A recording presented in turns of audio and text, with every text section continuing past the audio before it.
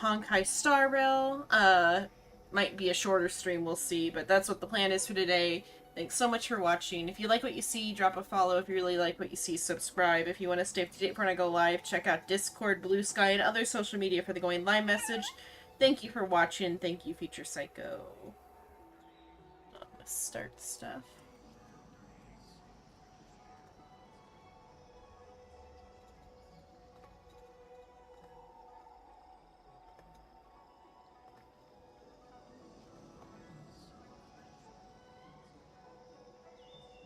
Don't click skip on that this time.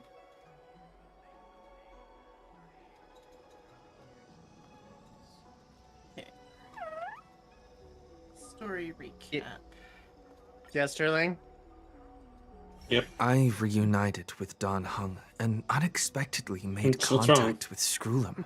He's He warned us that Amphorius was actually an experimental ground for the erudition and was rapidly falling into the path I of promise I will not destruction. do that with the card. A Lord Ravager would soon complete its evolution. We need a in very big Amphorius. wheel of cheese. To tackle the crisis together, I stayed behind in Amphorius as an informant, while Dan Heng returned to the Express as planned to seek help.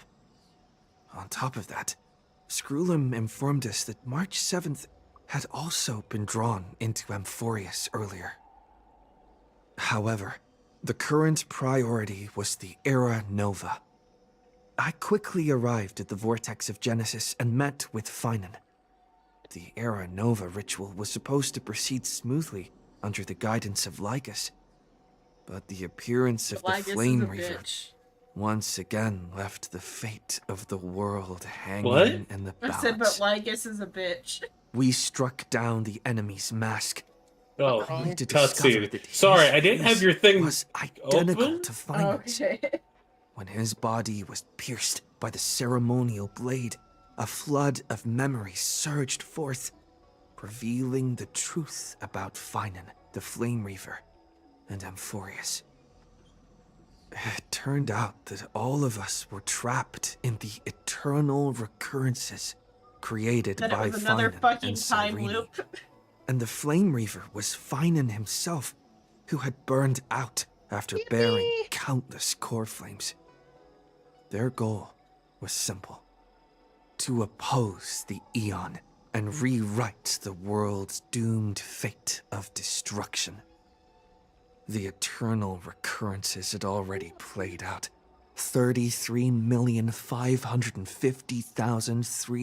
33,550,336 times. In this final cycle, I promised Finan to take on the title of Deliverer and save the world in his stead, while he would fulfill the wishes of the countless versions of himself, tear the sky asunder, and confront the destruction head on. Thus, with Finan's help, time in Amphorius reset once more. But I became lost in the chaotic flow of time. At the critical moment, Mem, who had regained all her memories, sacrificed herself to send me back to the beginning of time. Shin?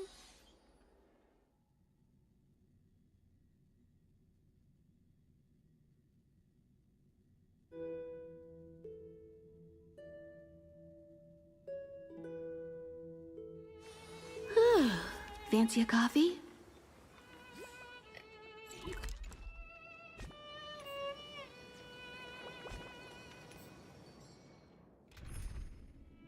That's not the right team.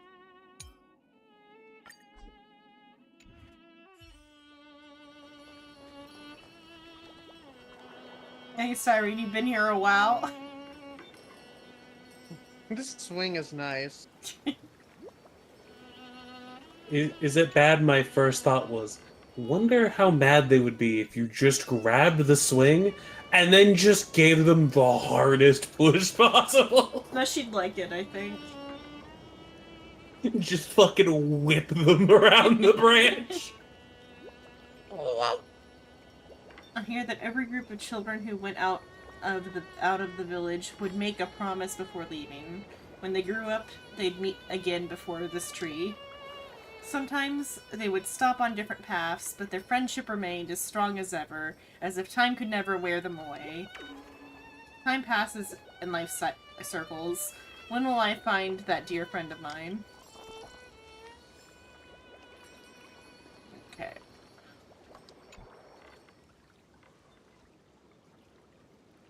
Hello. Your surprised expression is just like what the memories recorded. You're still alive. Now Mimin's dead. She sacrificed just- herself, remember?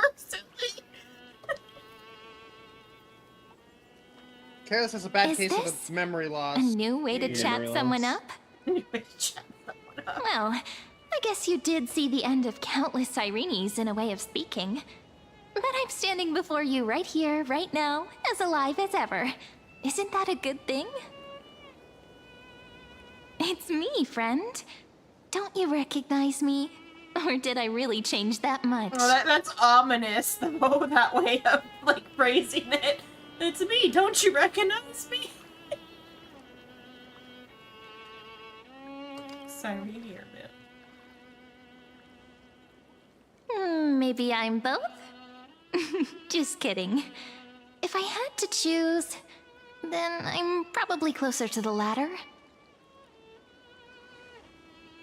It's pretty unbelievable for me, too. It's like I had a long, long dream. Cyrene's memories and Mem's memories, they're all tangled together. But when I woke up, there were only broken fragments left.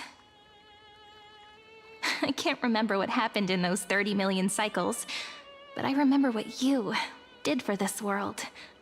Probably good that you did it, because I think you died at the beginning of every single one of those Didn't cycles. you wish for me to turn into a pretty girl back at the Grove? All of them, because there are cycles where they get to. Oh, yeah. So Or they did go on the adventure. I think that was just the first cycle, though, where they went together. so for the 30 million cycles that they did, yes, she dies at the start of everyone because That's I guess the ones before that, technically, before they broke free from the system. funnily enough, Cyrene only dies once because I does think that the cycle happen? reset. Oh, it Is happens after her that. death. But then how does the Flame Reaver do it? Unless the Flame Reaver, I guess, goes back further in time than Cyrene and I guess- Finon do. It also could just be Cyrene rewriting the timeline to like write herself out of the story so she can continue the loop. I just assumed that because like they agreed on it, that like the timeline starts like when the Flame Reaver arrives in town. And then everything like before that is like set. Well, I guess though we were interacting, we were able to like see the start of the one, because that one route we looked at was, well, that was though a route that had a Flame Reaver in it. But then the other route we like went on them together with, where Cyrene left with Finon, didn't have a Flame Reaver, I guess, maybe, or might have, and they just figured out that that didn't work. But I think that was the pre-Flame Reaver stuff. Either way, Cyrene dies in a lot of those timelines, so it makes sense for her not fine. to remember most of them.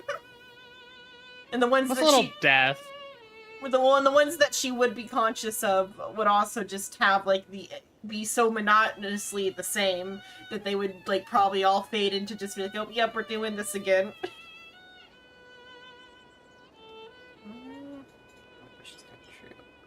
Wait, I didn't pick that option. Remember that? Please remember something good next time. I don't remember what I picked. I probably didn't pick for Mim to become a cute girl. Sterling wouldn't have. What? You didn't? In that case, just treat it as my own wish then. Apparently, I vaguely remember it. I vaguely remember more Rice making the joke he just made than I think rather than the actual choice. I guess there's a choice from before where like we could wish for Mim to turn into a pretty girl. And I think Rice also said, "Now that's not what Sterling would wish for." Because he's been joking the entire time that you would Mim. Joking, huh? Every time Woody Mim comes up, he mentions you. The idea of you Woody Mim is so on Rice's mind, it's all he can think of. I mean, hey, if it gets off from voyeurism with weird ethereal creatures, then Yeah, he fine, can do you him, you. yeah. He's always on about how you would Mim, or Paimon, Pom-pom. or Pom Pom. Hey, at least somebody's looking out for my love life, I guess. If only I guess could do the same someone's for Moose. concerned about it. Now those are two like animal shape. They need to be more anthro for Moose. There's so much I want to say, but unfortunately, this isn't the time to reminisce.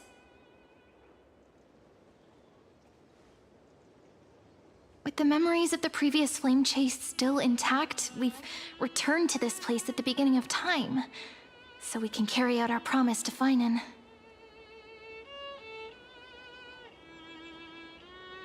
The descent of Iron Tune may be looming over the horizon, but we still have a chance to change everything.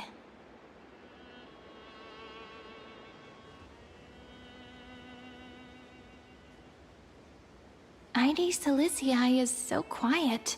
It was like there's no In villagers. Cyrene's memories, she always sits alone by the lake, gently swaying on the swing, like she's waiting for someone.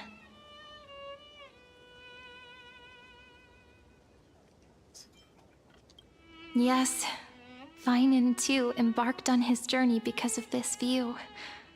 He then walked alone for more than 30 million cycles. Thankfully, you arrived during his long wait, friend. Is that also why Cyrene did what she did? It sounds weird, doesn't it? It's something that happened to me, but I'm talking as if I'm an observer. But that's just what those memories are like. Vague and unclear, as if encased in thick ice. The only things I remember are the days I spent with you. Emphorius will fall into an ending of destruction after the next Era Nova. But those stories went out of fashion ages ago. In a proper romantic epic, the hero's supposed to foil the villain's plot, right?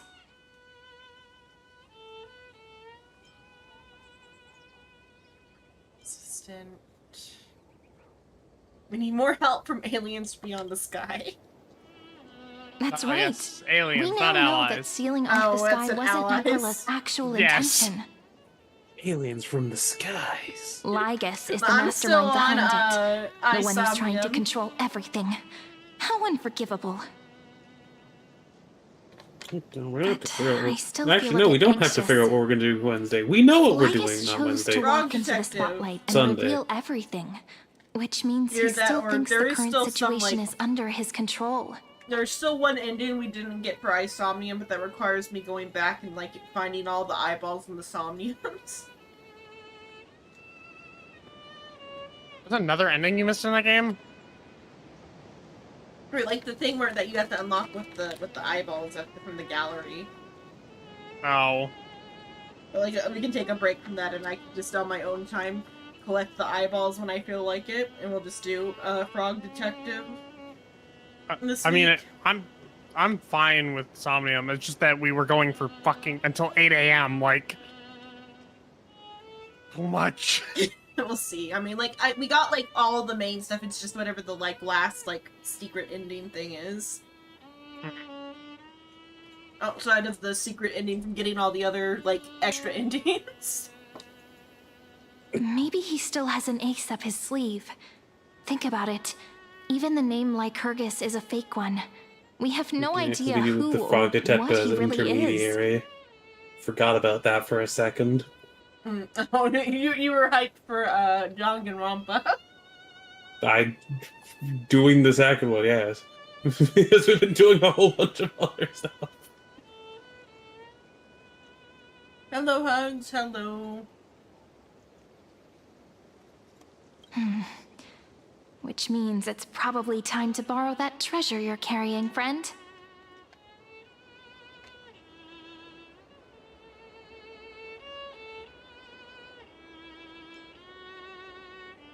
His name is I wish to the Stellaron to destroy Lygus.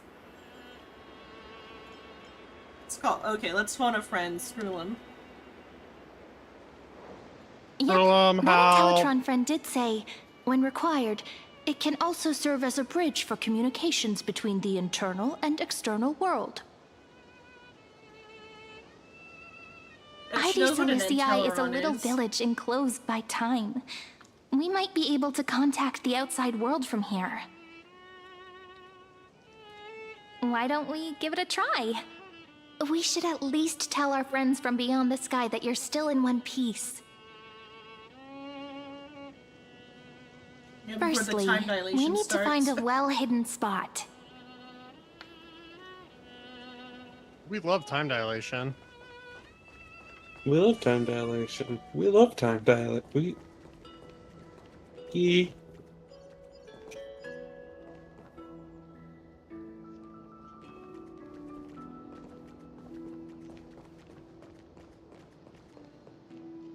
It's super quiet here. Sounds can't get in or out. Back in Cyrene's memories, this room was her secret base. No one noticed her practicing Orynyx's prayer here, or trying to speak with the gods in secret. But today's different, isn't it? We aren't trying to contact unreachable gods, but humans from other worlds. Real people. I'm prepared to witness that miracle, friend. The way Cyrene talks is so similar to Mem. Not really. I have so many questions. I'm also worried about how Dan Heng and March 7th are doing. Here's hoping the chronocognitive anchor can still function normally. Because I really need answers.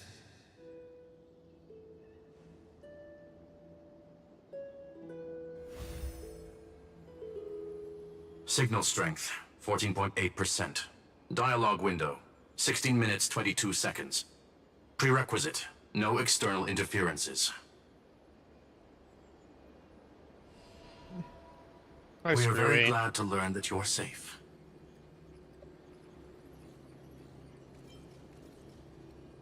Hey, you're here too. Not only am I here, but I also happen to have saved you 4 times already. Without you even being aware of it, of course. Classic Madame Herta, always doing things that are... But now's not the time to celebrate. When 2 geniuses show up at once, you know you're in deep trouble. Or it's just time for simulated universe. Listen up, little one. The You're in deep trouble because you have to spend the next 30 hours in your life doing simulated universe. No, I'm not joking, and no, it's not Droidhead. It's the newest real event, Simulated Nanook. Universe. Time is running out, so I'll explain in terms you understand. This world, Amphorius, is in fact a testing ground, where the Lord Ravager, Iron Tomb, evolves through self-extrapolation. You found that out. Hiding in this segmentum, unknown to other life forms, it has endlessly repeated the process of Era Nova, seeking a solution that could obliterate the erudition. For some reason, the experiment entered a prolonged state of stagnation. However, it has now restarted. Slip away. Okay, have a good night.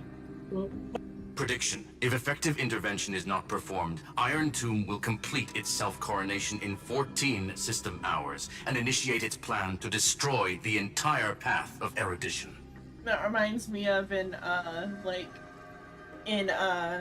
No Man's Sky, how it's like so many minutes till like the end of the world or whatever. Fucking, what was it? Shit. It's a number. I can't remember what it's number. a 16, I think. I think it is 16, 16, 16. Yeah, it's like 16 seconds and or 16 minutes till the end of the world. But because it's Forever. Like, yeah, but it's forever because of how the simulation is, and like I was gonna I'm sure we'll enter some sort of time dilation inside the simulation to like, because I don't think we're gonna be able to convince all the demigods to join our side in 14 hours.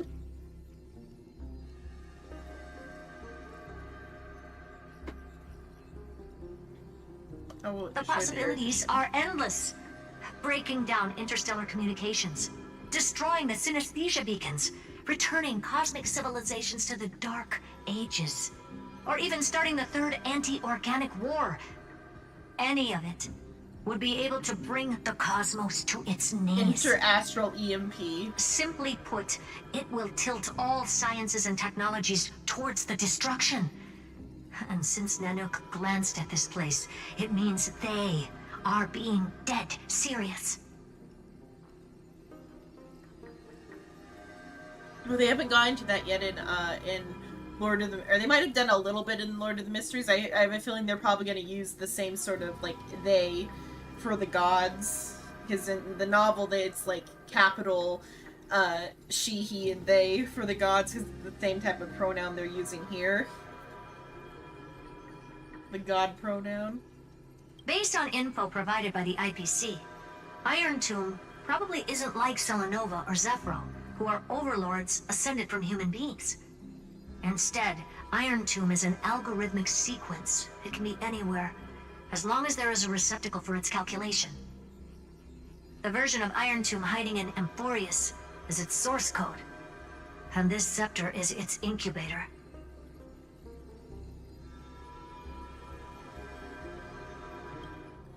Yep. Think of it as the program having reached 99.98% completion already. And then it's over. Something in the shadows has been driving everything forward. It's the Observer named Lygus. Speculation. He's the Scepter System's administrator. He's a piece of shit. Yeah. He wants Iron Tomb to break through the knowledge singularity.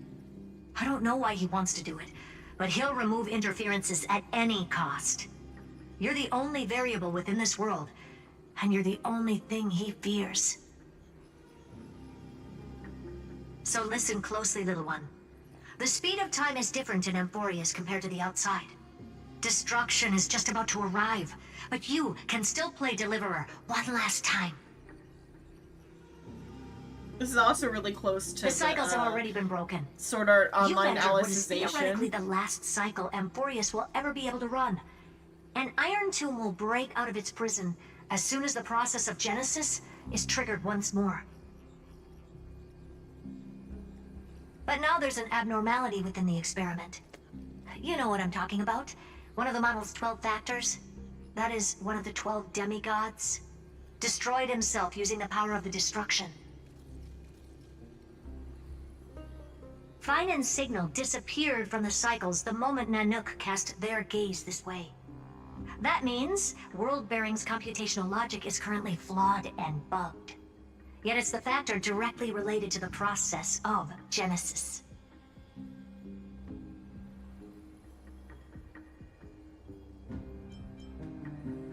He's still fighting. He entrusted the duty of world bearing to me.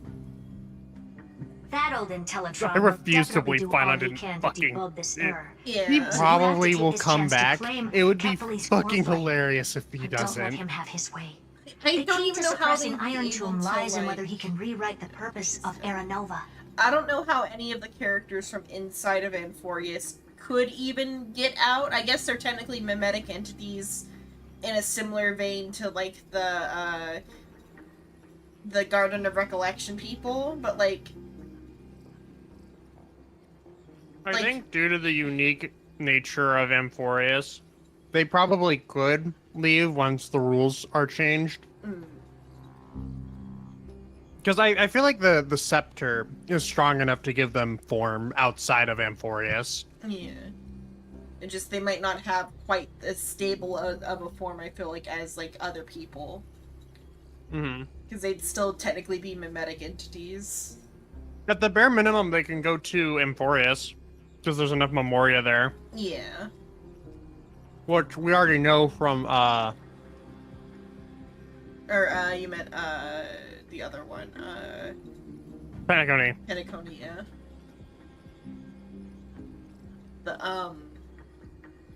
Fate's Day. Yeah, the other thought I have is the, so, like, I compared it to, Sword Art Online Alicization, where it's, like,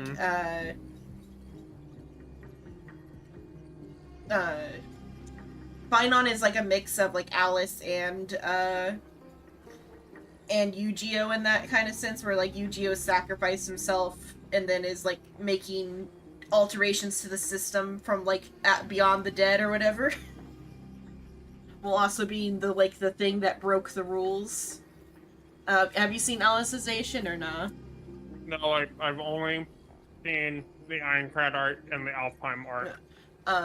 So, like, Kirito is, like, helping some AI researchers test, like, a project where they, like, they put him into, like, the simulated AI fantasy world, and they, like, turn off his, like, outside memories and have him act as,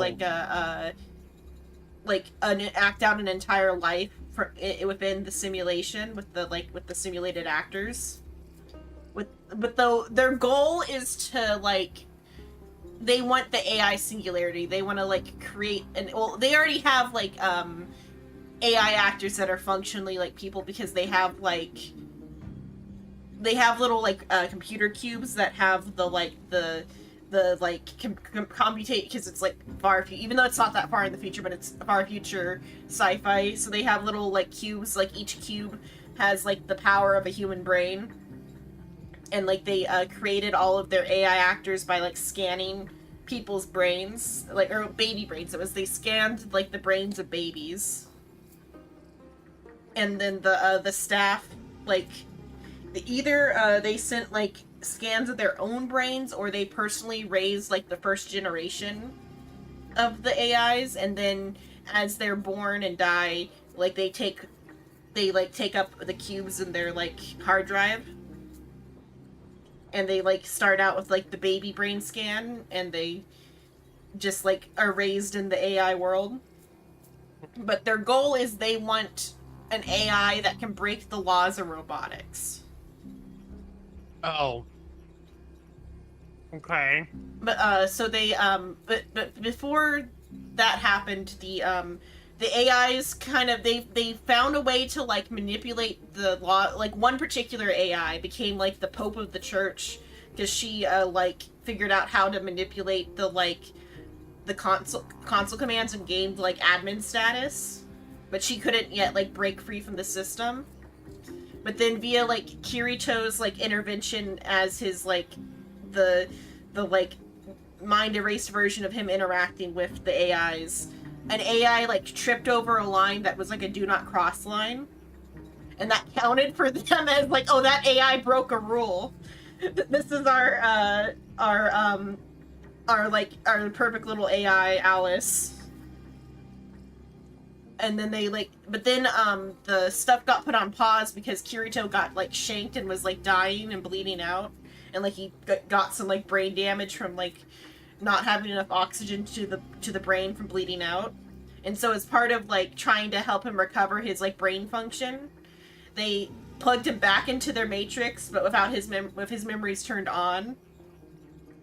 And, like, ran, like, an AI version of Kirito at the same time as his actual brain. To, like, simulate his brain working so they could, like, as, like, therapy to, like, teach his brain how to, like, work again. Mm-hmm.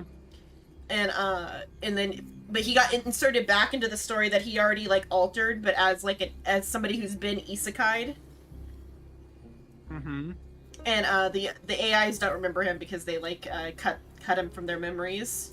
But he goes to, like, he, like, spends, like, years of time in the AI simulation, not really knowing what's going on. Like, he's like, I'm pretty sure this is the AI simulation, but like it's playing out like I actually got isekai.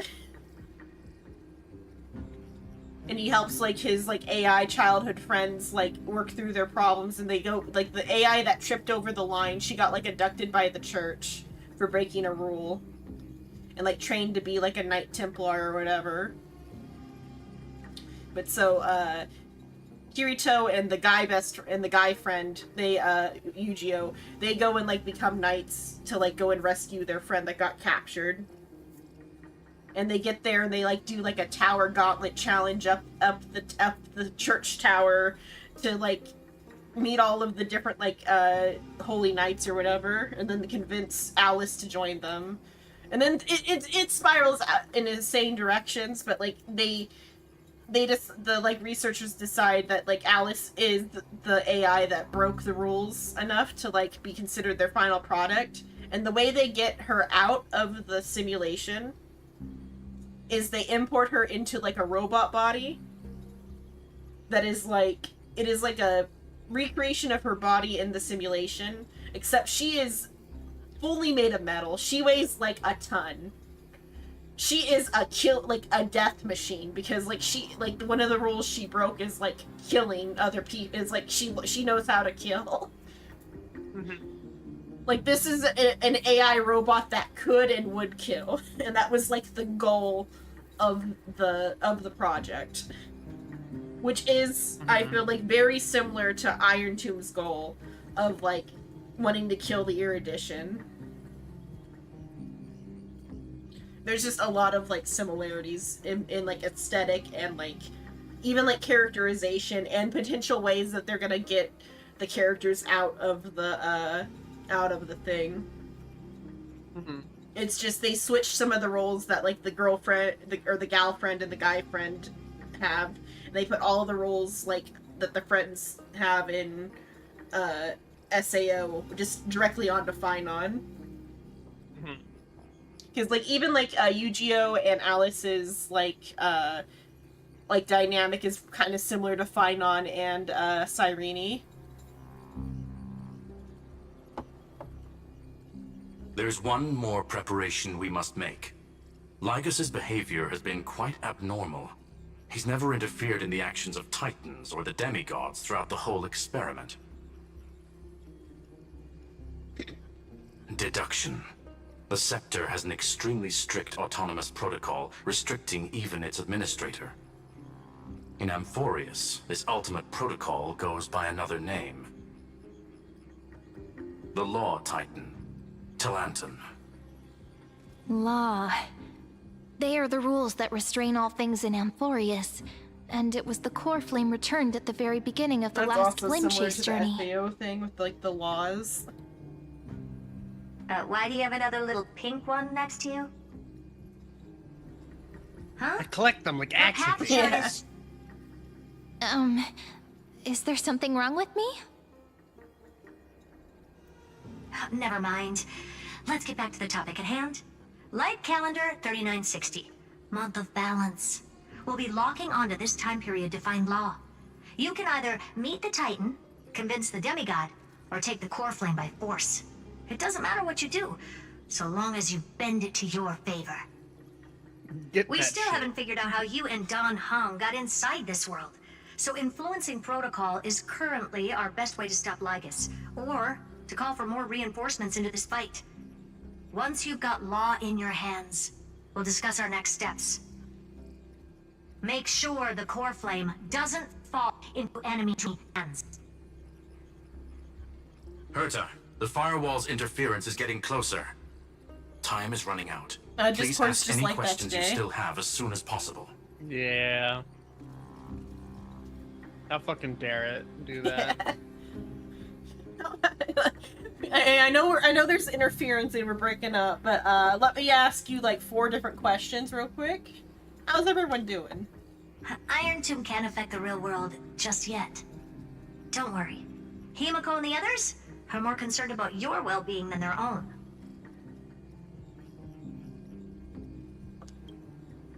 Don Hung, how's Mr. he Don Hung doing? did not enter the new world with you at the end of the last cycle.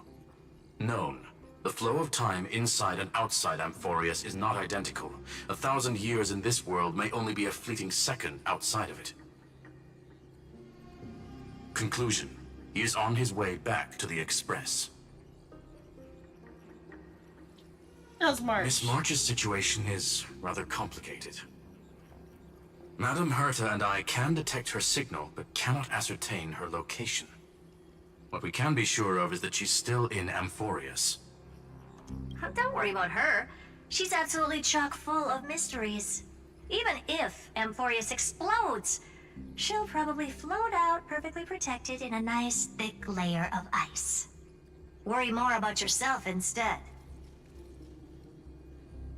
No other questions. I believe in your capacities.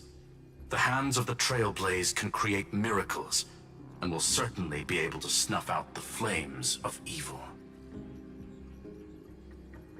I'm not going to give any motivational speeches. I just hope you bring good news the next time we meet, little one. No, not little one.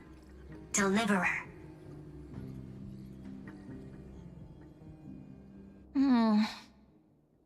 Those two geniuses certainly have memorable personalities.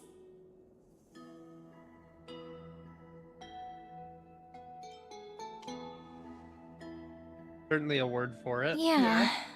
I understand more than I should, actually. Honestly, some of that conversation feels like it's about things I once knew, but then forgot. Maybe it's because of Mem? After all, Mem's a memo sprite born out of your thoughts, friend. Maybe our memories somehow got tangled up together. Never mind. Let's focus on something more important with what little time we have. Just treat me as an ordinary girl with secrets, okay? March? Like calendar 3960. I remember that Talantin had already fallen by then, and the Chrysos heir who inherited that core flame is named Saridra. That's what's recorded in history, and the period we'll be heading to. We'll need to find Law and stop Lygus. So, we've at least got a solid direction, right? Can you give me a little bit of time before we go? I want to pack some stuff. There's so much more I need to take care of in this form, and I'm still getting used to it. Have skin. Have skin, I must bring lotion. A relaxed scene like this probably no longer exists in the outside world.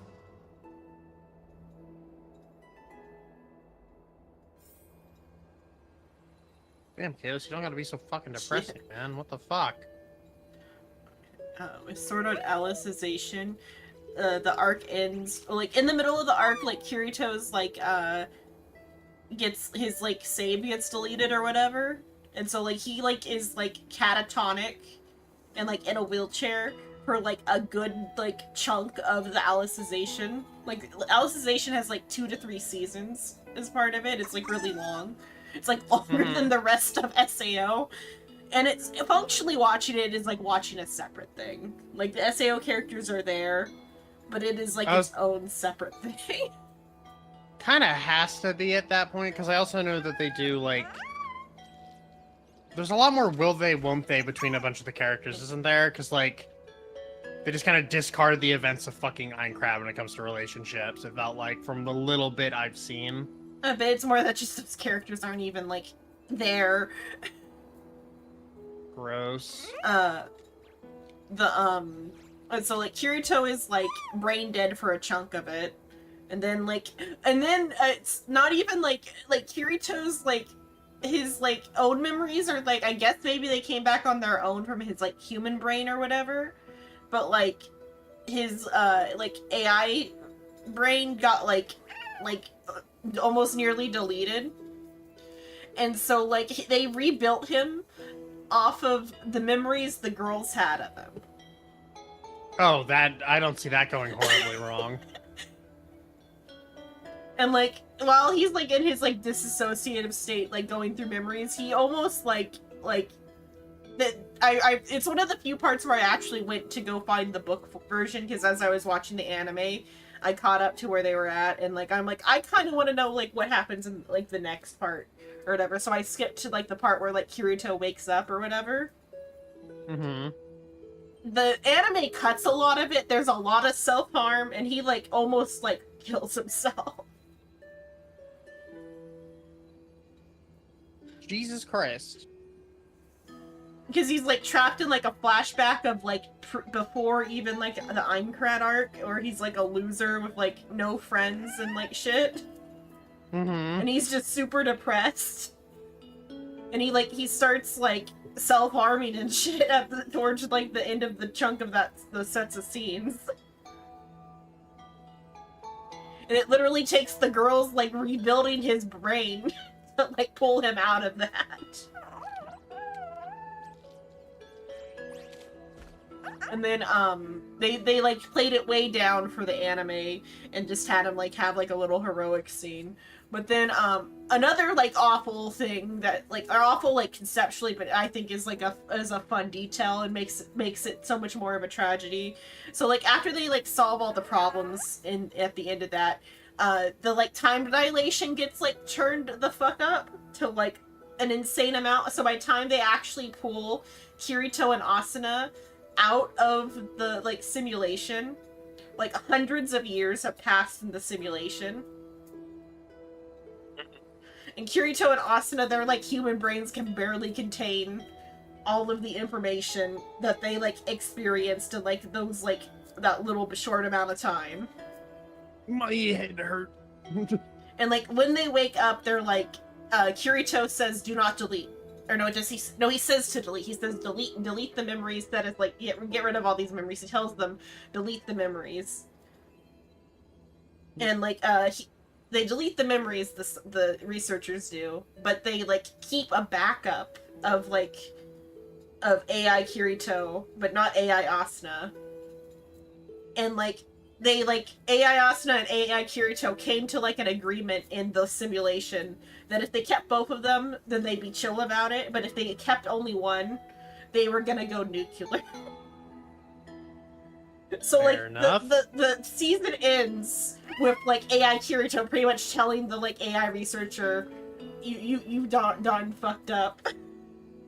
Hey, buddy, you And you have like made a mistake. yeah, you've made a mistake, and you have set me forth upon this world. You have mere moments to live. So like, if they ever continue where the anime left off, the next villain is like I think he's like called like Star-Lord Kirito or something. And it's That's AI. a fucking name. It's AI Kirito, and he is like out for like blood. And a lot of the things in this in this part of the arc that they've like where they're addressing the simulation makes me think of Alicization.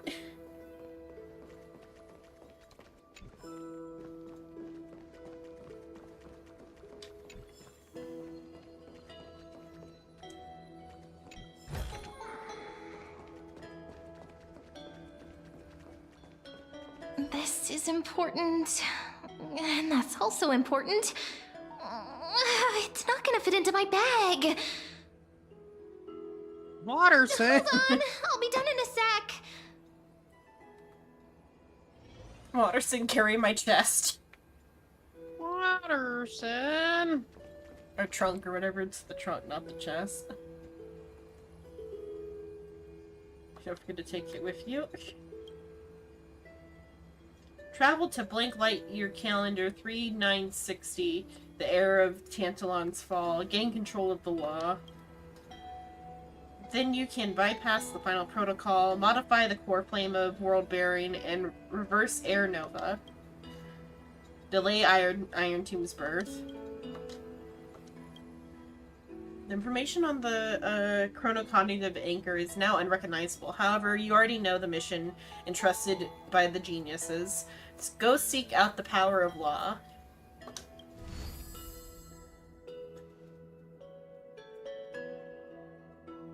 Should I head to the attic to wait for Cyrene? Or should I have one last look at Ides Elysiae? Oh, there is a chest out there I can go grab.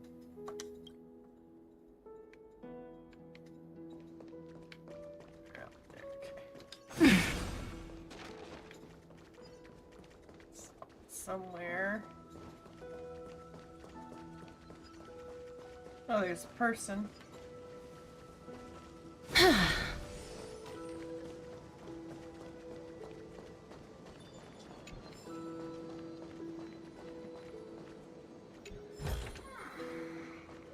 Got to say teach.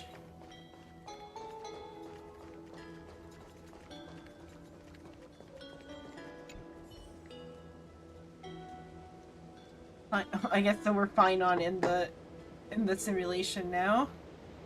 You once said you wanted to leave Ides Elysiae and explore the wider world. How's that going?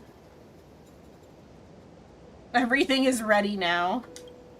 Good to hear. Life here is quiet. But out there, you'll need to stay sharp. Just don't pressure yourself. Whatever you choose, as long as it's what your heart tells you, that's enough. As for the info of the grove you asked me to look into, I've managed to dig up a few leads. Though I've never been there myself, they say the sages of various schools are brilliant minds, learned, skilled, and deeply respected. Studying under one of them would surely take you far. Just wait till I come back. That's the spirit. But I've also heard the Grove of Epiphany places great value on open debate and independent thinking. The academic scene is extremely free, so much so that bizarre and radical theories pop up all the time. If you really plan to go, you'll need to keep your eyes sharp. Learn what you can, but don't lose your way. I'll keep that in mind. Well, I've rambled enough. You must have had your fill. Off with you now. Ready once more. Okay, that's how the... Okay, because I accidentally clicked on Finon's memory instead of just talk. Time for a little talk. I thought that was just what parents. happened when you talked to her. I thought like we were Finon in the like simulation. Spider-Man's friend. Not the best timing though. It's a busy season in the fields right now, and the school's on break. Otherwise, I'd have love for you to tell the kids about the outside world. Oh, she's got a lot to say. That should get another time.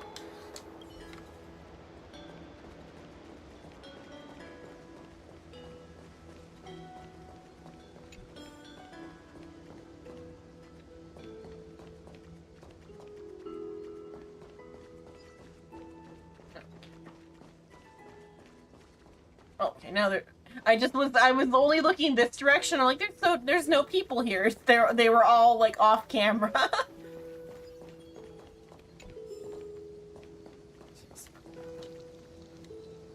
Come on, pick up. Ah, make sure you keep it safe.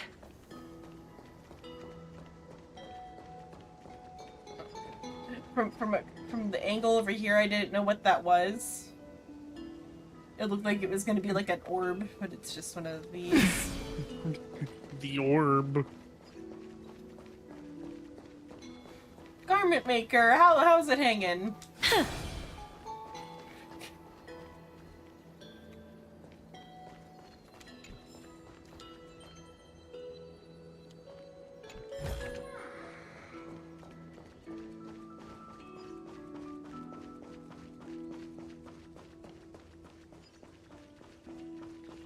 Ah, the English countryside.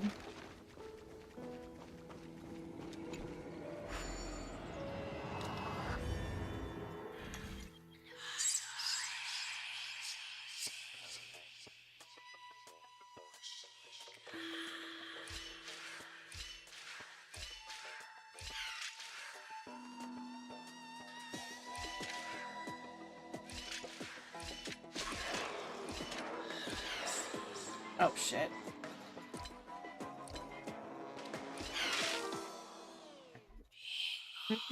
Oh shit.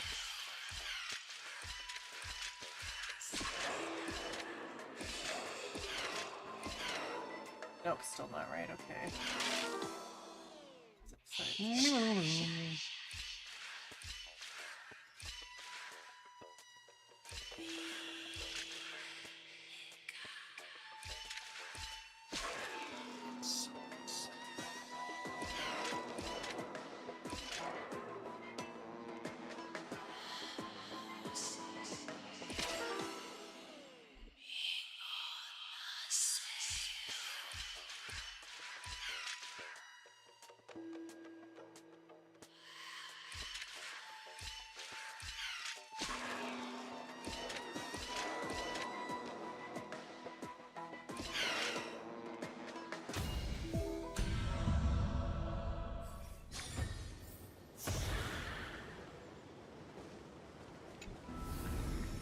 I want to make something with it.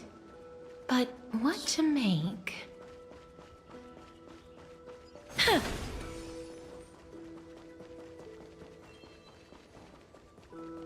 Okay, there I grabbed what was easy to see.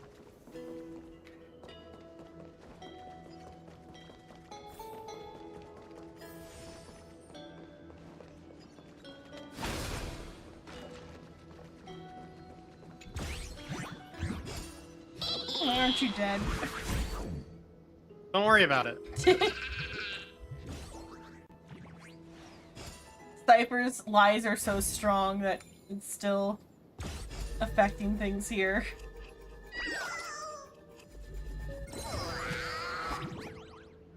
Technically, we're at the start of a new loop, so it's actually just straight up Zagreus. I assumed like this place like existed outside of the loops. Probably that too.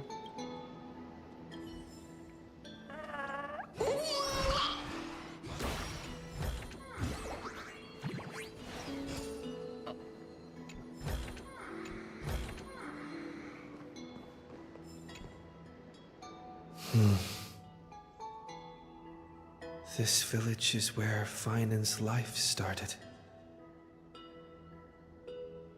After 30 million cycles and 30 million failures, his burden is now in my hands.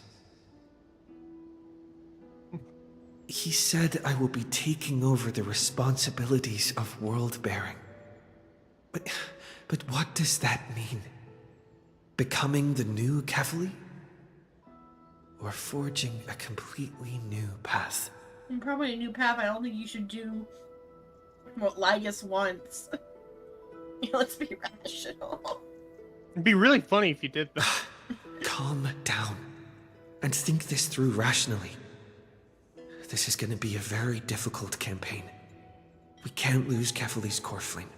And we also need to find either Talantin or their demigod.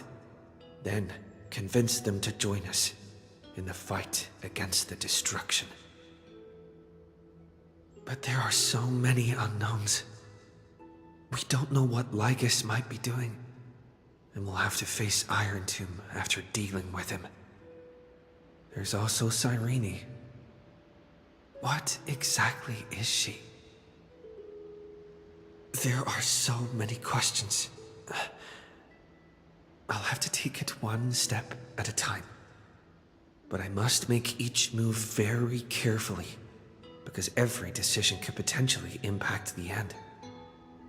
Herta and Screwlim's help might be crucial.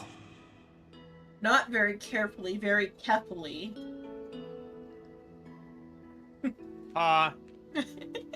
Thinking hard over there? I finished packing. I decided to just bring these few things in the end. You're never See? returning to this place. There's a journal, a quill pen, and fucking quill pen. the ceremonial blade of the Priests of Time. Holding it calms me down for some reason. The scent of the black tide is now calm.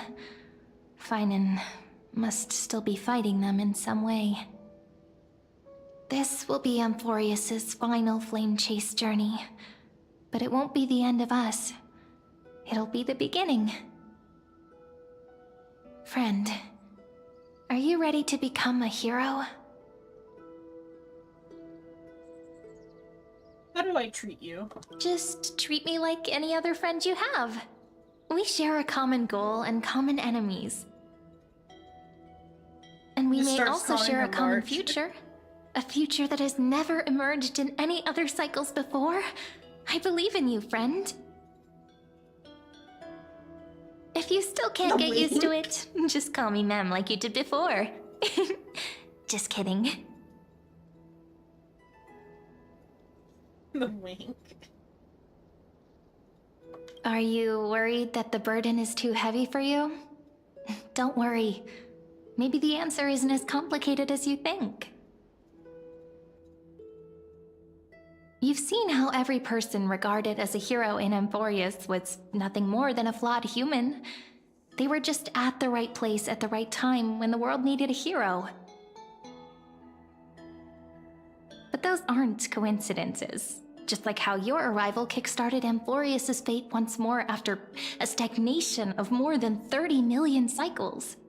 It's the inevitability of being a trailblazer. A person's personality is their destiny. Your own hero's journey already started the moment you decided to board that express. Fucking remind me of the Fate Stay Night thing, Cyrene. Like that. I don't want to be on her space station anymore. If they had done it with the Amphorius characters, right? Still should have been like the themes that they were expressing worked so much better with the Amphorius characters than the Penacony characters. I'm really worried about what comes after Amphorius. Because how the fuck are they gonna top Amphorius? I mean, like, I think they'll just do different, like, story styles still. Like, we might get to go to, the one that, what's her face? Silverwolf is from. Like, that city might be an interesting stop. I agree with that, but I just like... It's not gonna be as the same type of epic, but I think it's more just because it is just, like, gonna be, like, this is the story of this land. Because that's, like, what they do even for, other Honkai. Like, just for, I need to work on, doing Honkai 2. Like, Impact Third 2. Because Impact Third 2 is also doing the, like, well, they've been world hopping for, like, all of the end of Honkai. Impact Third 1 was a bunch of world hopping, too, because they had, like, the bubble worlds. So I think it's just gonna be just like world hopping. It's just not gonna be. It's gonna be a little anticlimactic, I think. Yeah, because like this has been a fucking intense storyline, and it's been really good. Yeah.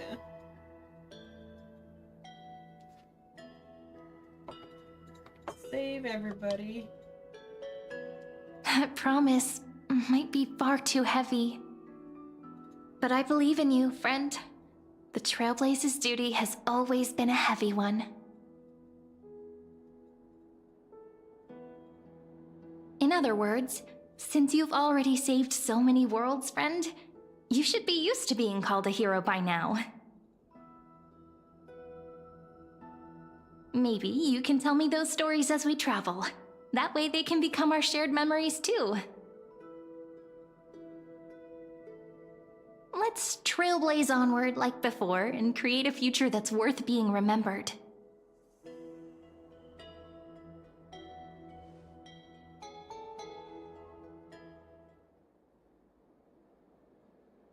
It seems you two are prepared to head out. Hello, bitch boy McGee. You should indeed treasure the view before you. For you do not have much time left to enjoy such solitary delights.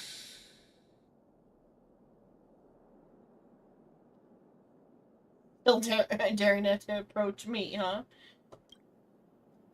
My apologies for disturbing your moment of repose. To fully express my apologies, please grace my abode with your presence.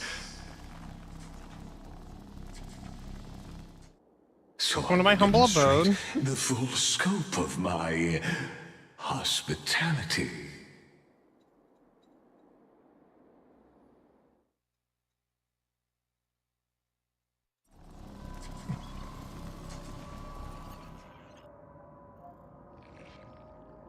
It's TV time! Is this place? Farewell, then. May we reunite in the new world.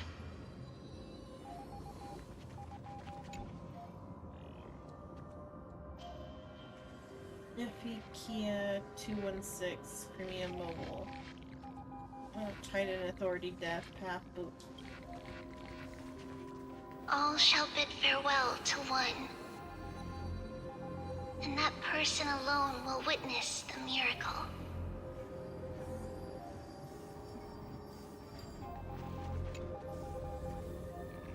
Heck. 720. Reason. We don't even get, reason is... What's his name? I forget his name. Anaxa. Anaxa, yeah. Sorry, Anaxagoras. I gotta put respect on his name.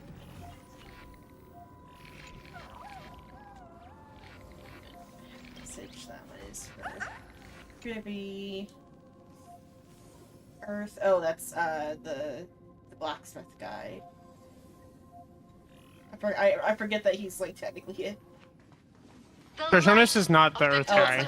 Oh yeah, never mind. That is Earth guy is The one Terravox. they- yeah, the one they discuss. has no end.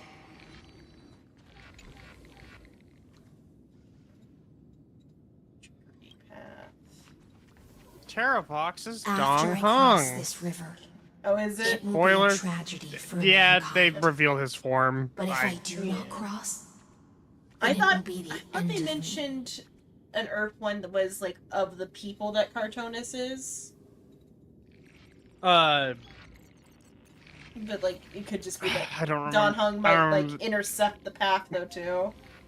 I don't remember the details on that. Yeah, there was some sort of mention of like of Cartoonus's people that like one of the- Cartoonus's people are of the Earth Titan, like Yeah. Gioros.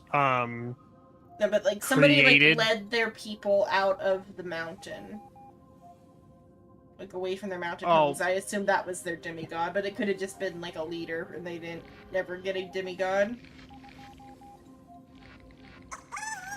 And also it could just be that Don Hung like like intercepts it or like takes the place of that guy because the time is timey-wimey. I don't fucking know, cause Ocean Path is for the gal with the rib cage showing. yes, Hysolins.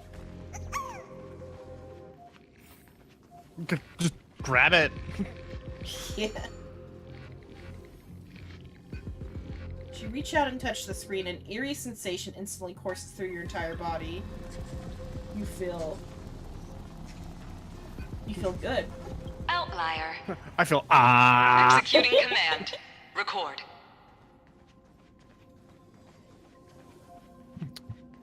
I feel my bones.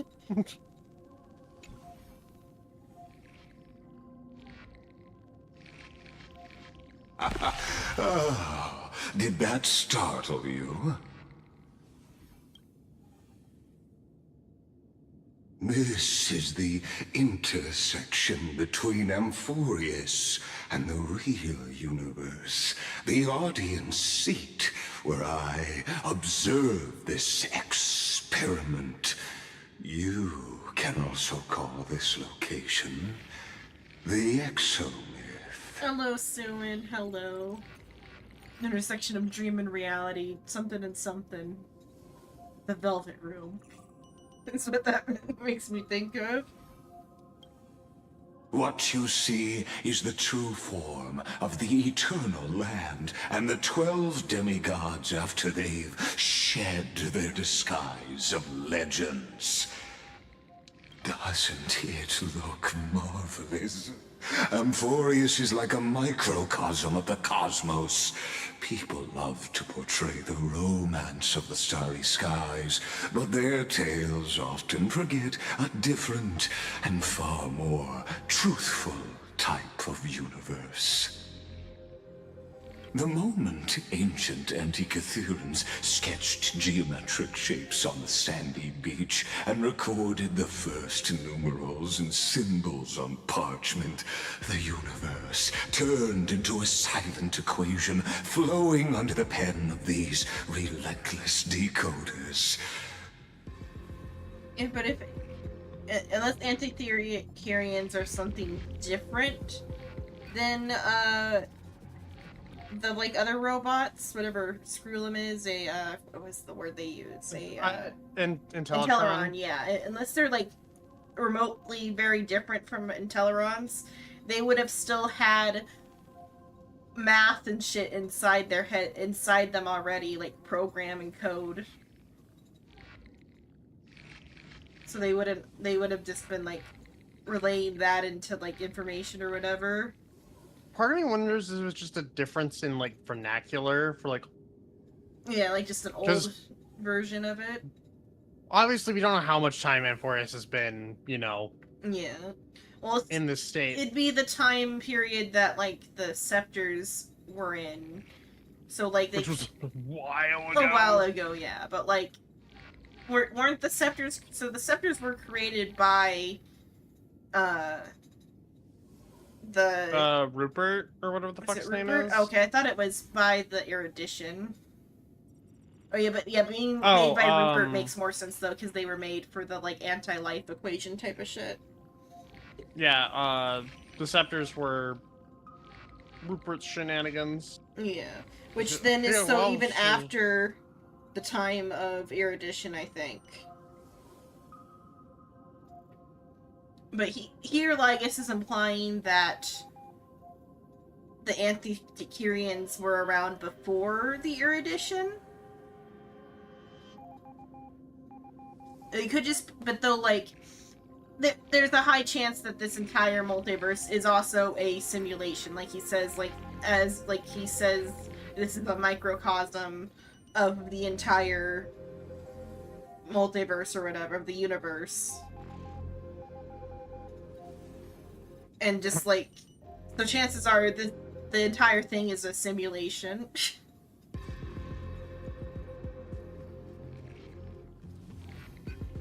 He loves simulations.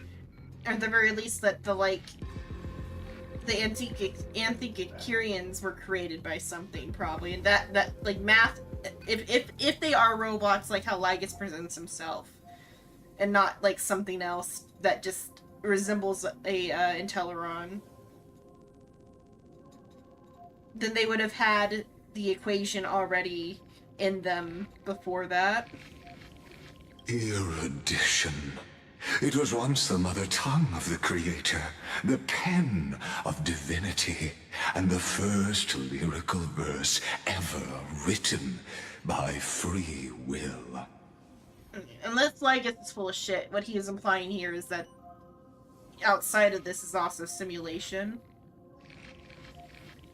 And this is a simulation, and this is a simulation, and this is... And that, like, because, like, as it is, the paths do resemble the paths on the outside, too. Like, like, the gods and their domains resemble the paths on the outside. And him saying that it's a microcosm goes with that. It's exact opposite. I love my microcosms. Yeah. I simply wish for you to understand that I have no intention of being your enemy. I have devoted myself over the long years to nurturing the Scepter's extrapolations, hoping that the Prima Mobile would bud from within it. And now, my goal is almost complete. Nikos 496 had exceeded the intelligence singularity through his rage, and though he still retains his obsessive defiance and managed to suppress the black tide of this cycle, it's a matter of time before his will crumbles to dust.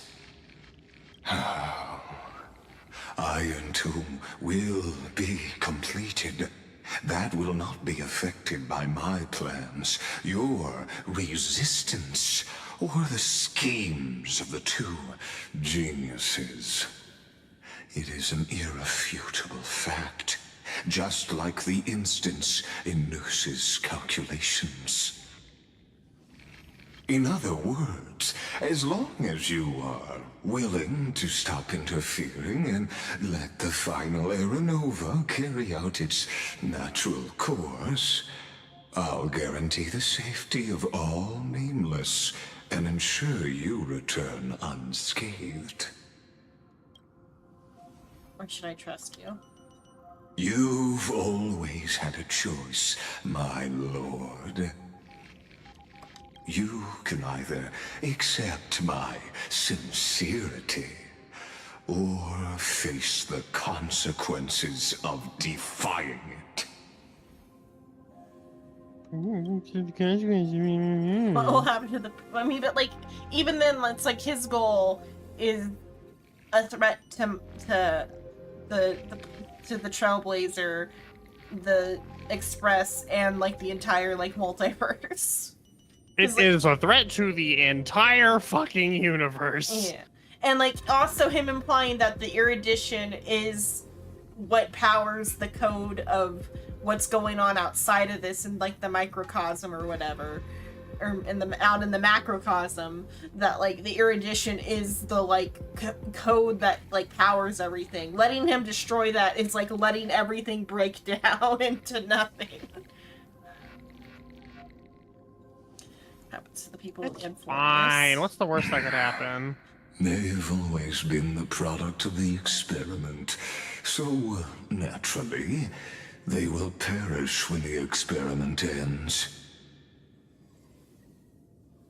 That outcome was predetermined long ago, so I will not embellish such a regrettable conclusion.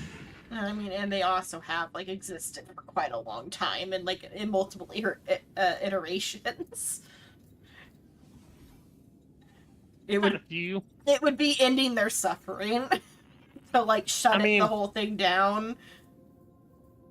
It's not like they all remember. Only 2 of them do. Yeah, only 2 of them are actually conscious anyway. Or conscious of the outside, at least. They're conscious within the world, but if the world just shuts off, it's not a painful death. It's a sudden, silent, painless stop of existence. We're euthanizing the it's fucking a mercy. cast. Go to sleep, go to sleep, go to sleep, go to sleep. It's a mercy. Like, it's better than, like, existing in a world that is now, like, destroyed because of your people's existence. And also continuously, like, reliving through the same hell 3 million times just to be swallowed by either the Black Tide or killed by Finon. My friend's stranded here. Ah, yes. I am aware of that esteemed lady's whereabouts. Her real identity is quite astounding. If you decide to accept my proposal, then I will do all I can to send her back to you. Turns out March is also a Lord Ravager. Everyone's just a Lord Ravager in disguise. And you're a Lord Ravager, and you're a Lord Ravager. Yeah. But if it's just her being a, I forgot what it's called, the chosen by an Aeon or whatever, it's like we already knew that because she doesn't have a rating. Oh, just, an Emanator? An Emanator, yeah. Iron Tomb descends, no one will escape unscathed. You are indeed worried about your safety and that of your companions. Oh darn, I tried to trick you. Rest assured, as a fellow pathstrider of this path, Nanook's gaze left a brand on your soul long ago. You harbor the seed of destruction within you. The Stellaron will also explode at the end of the universe, and you'll take everyone else with you, so it's okay. But you need to learn how to use it in the right way. That vital knowledge is also my bargaining chip in this negotiation between us. For there are few in this world who are truly capable of such a feat. I guess it's like, hey, want to become a Lord Ravager? And I happen we have cookies. to be one of them. We have Cookies and all those hot characters that Acheron killed that one time. Don't you want all these hot women that you didn't get to have? I'm clearly blanking on the hot women. I just remember Duke Inferno. Well, his kids. He had like a collection of adopted little monsters that were like some real fucked up like little destruction babies. Not babies, they were adults. Like there was like I vaguely remember there was like a hot woman involved, a puppet lady, and like a fuck boy guy with the cello. Let me Google them real quick. Let me hide the screen. Like they had like a really cool little thing going on. Like they looked like they were gonna be the Penacony villains. Like there was a fake out making you think they were gonna do a terrorist attack on the Harmony Festival or whatever, Charmony Festival. Observe as I blow up the mall. Wahaha.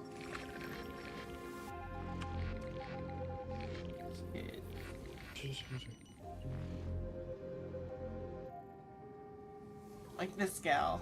Here she is. Constance. Oh. That is hot. Yeah, that was the one I was thinking of, was Constance. But then there's also like a little like the puppet's not the girl. The girl is this thing, and that's just her puppet. And then the cello guy, a Cash. And they look at all these 4 stars we could. Yeah, I know, here's some force. I feel like no, I feel like at least Constance might have been a 5-star. A Cash, Durba, Katarina. Katarina's also hot.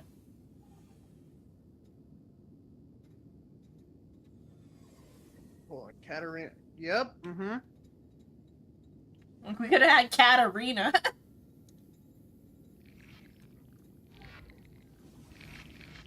That's what they took from us. Hide the screen. How dare they? How dare? I mean, we got Acheron instead, which is okay, I guess. But like, we got one hot lady when we could have had 2. A weird monster thing and a cello man. Yeah, I can't do anything with Acheron though. She's in an altered mental status. Yeah, I guess so. Yeah. No, Katarina and whatever the other one was. Those two would have been so down to. They would have killed you afterwards, but they still would have done it. Worth.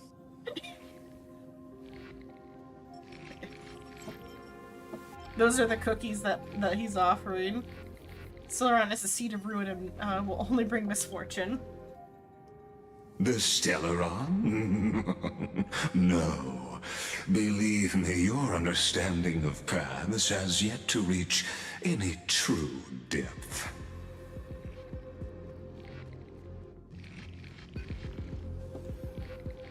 This matter is of grave importance, so please, do not make your decision lightly.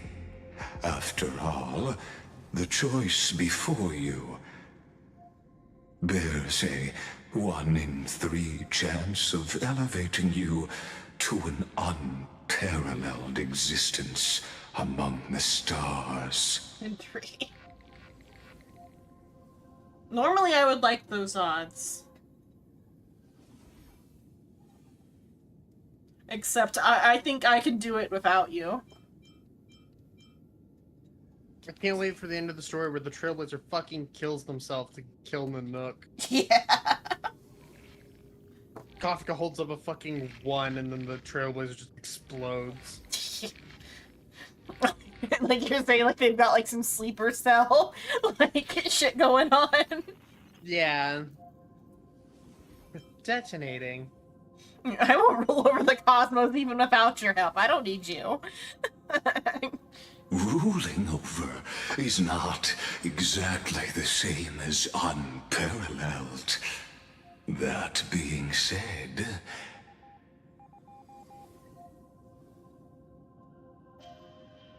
I now see the full scope of the determination in your words.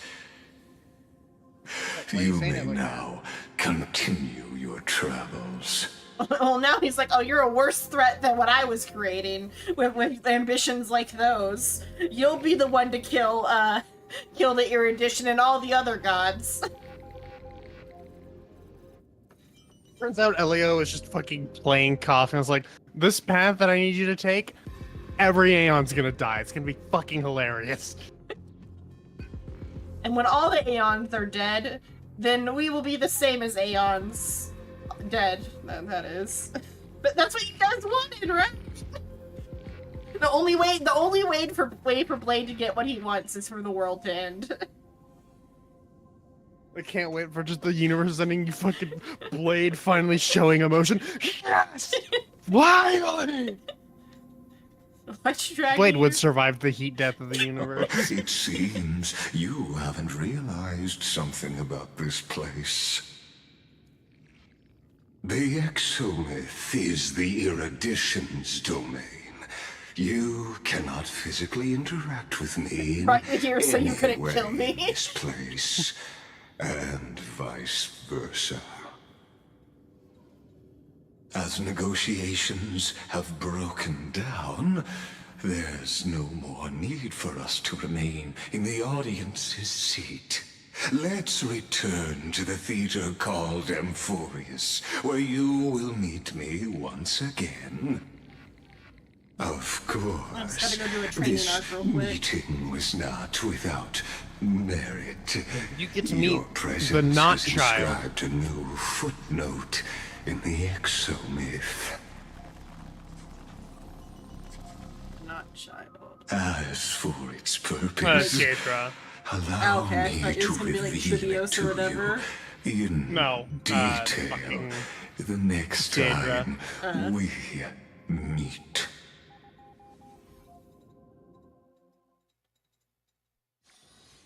This Yeah, thank you, Castris.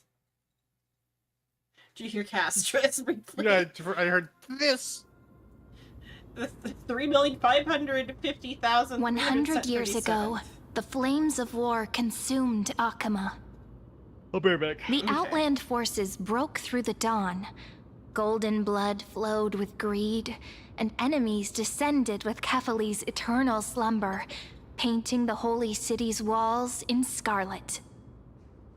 Its generals had vanished, and the elders prostrated on the ground. The throne of worlds kept silent to the pleas of the people. Until the heaven and earth cracked open. Not the gods answering the people's prayers, but a legion rising from the sea of blood. Dawncloud's spires fell in the sulfur rains, and the legion's commander stood atop the broken idols and roared. Compatriots, no more kneeling! Not to brutal tyrants, and not to dying gods! Those rebels have twisted the prophecy and ignited the flames of war in order to stoke fear in your hearts! A Chrysos heir she stood, divine blood soaked into the earth, quelling the flames beneath her feet. Their golden blood wrote of a tragic fate. Mine shall overturn it! Her crown burned bright, outshining the fires consuming the entire city. She raised her scepter high, and the people gazed in the direction she pointed. My blood flows in you now. Heroic compatriots, follow me, and we'll seize the reins of fate. Drive the enemy from Kephali's dawn. Smother their flames with their own dead. Win glory. Win peace. Let history sing your deeds! The first to dance was a maiden following closely behind, weaving through the carnage like a fish in the sea. The people, full of wrath, surged with her, forming a colossal wave, and the enemy hordes, drained of life, vanished into nothing. Onward to Marmoreal Palace! To Dawn Cloud's heights! Announce to all the wicked and cowardly! Announce to this stagnant age! We are the rising tide! History remembers this as the first siege of Akama. It is said that after the flames died, people found identical inscriptions in every place in the city that had been scorched by fire. It was the name borne by Akama's first and final sovereign, the Imperator Saridra. Friend, are you listening? Friend? Friend? Honestly, you were the one who insisted on reviewing history, yet here you are, dozing off? Wake up! Otherwise, I'll have to... Wake up! Otherwise, I'll have to...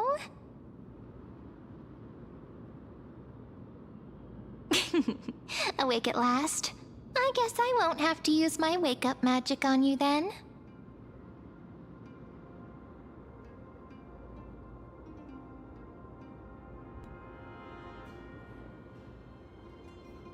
Memories are a prelude to dreams. What are you murmuring? Still lost in the past? We've arrived.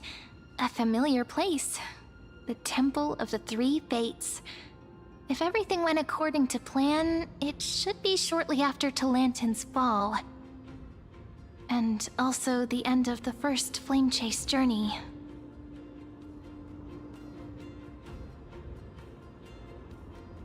And are we late?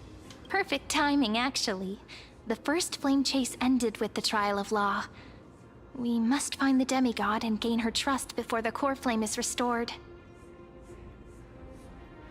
It'll be tricky, so let's pick up our pace. To Akama first. We can learn more from the crowds there. Tyrant! You and your butchers are not welcome here. Get out! Careful, someone's in there. Hold your tongue! Conspiring with Kremnos and plotting rebellion are crimes punishable by death. There are multiple voices, and things seem tense. Let's not get caught up in any trouble. Hey, so remember how I don't find a I place was to kind of hide a and observe bitch from the as a leader? shadows. Yeah, we're about to meet worse. Oh, Aglaya looks like fucking... I don't know why my brain immediately went to Mary Poppins, but fuck it. I mean, we got to see a little bit of this in Painon's, like, flashback. And they were pretty, like, standoffish with him before. At least Kremnoans keep their faith.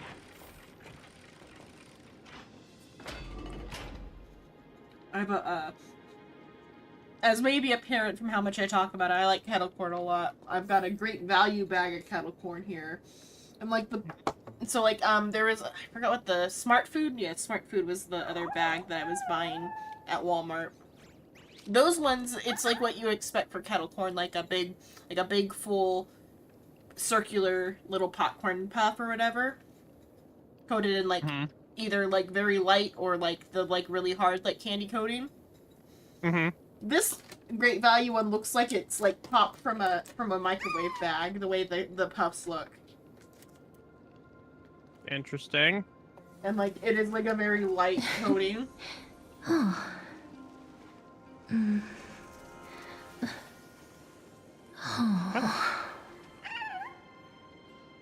One might be better to have a light coating because like the coating on the Smart Food one is almost too heavy sometimes. Wait, isn't that...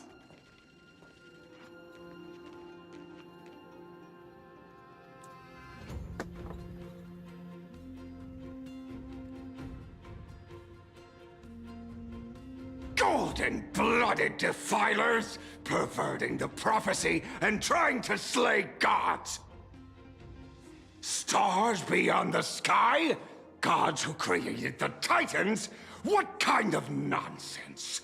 Look at this broken world and see what your atrocious acts have done! What? Did he just mention the stars beyond the sky? But how is that possible? You impudent! Dux for Goris. We're here to welcome the Deliverer from beyond the sky. Stand down. Heretic! No one but the Great Talantin can deliver this world from misery! I ask you, if the old laws were so perfect, why did they crumble beneath my feet? You...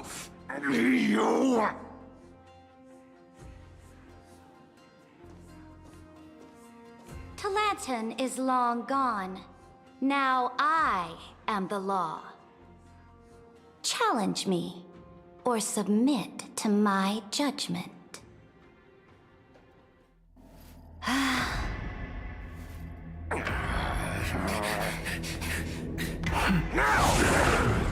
Silence!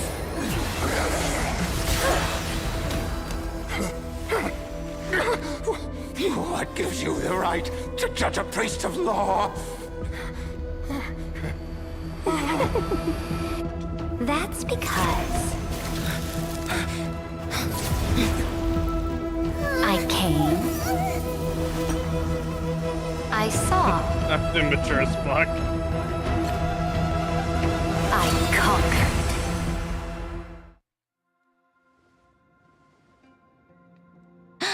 Okay, Constantinople or Dux whatever. Vergoris, take the ashes of this man and scatter them in the temple among the crowds. Tell them that the High Priest attempted to take away the rights granted to the people by the Imperator. Thus, he met his fate. Yes, Imperator. There's a Now, Genshin character. these two that she reminds me accidental of. guests. The, like, the water Dux maiden gal. Gladiorum, if you please. As you command.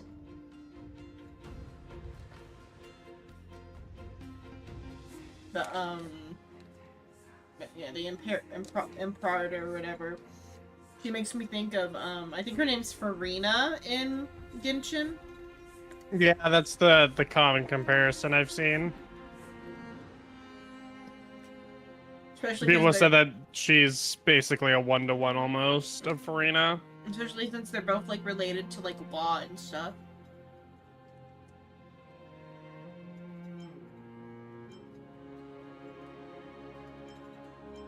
Start.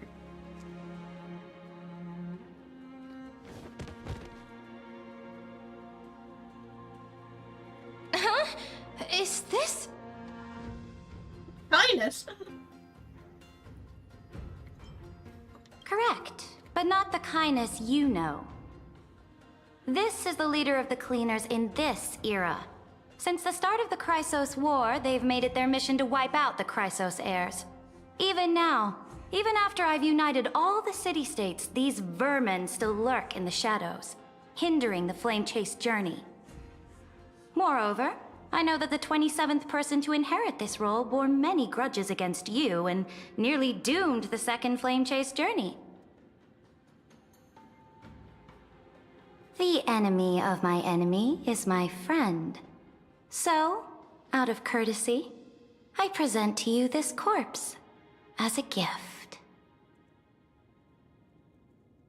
Quite the generous gift. Careful. Let's wait and see what happens. She's probably trying to scare us. I like the gift. It's a good gift. For the sake of order, I am known by many titles. Flamebearer who ends wars, Tyrant of Dawncloud, Empress of the Holy City, and Imperator of the Flame Chase. But in light of your unique identities, I'll allow you to address me by my real name. Saridra. On behalf of my people and this land, greetings, Deliverer.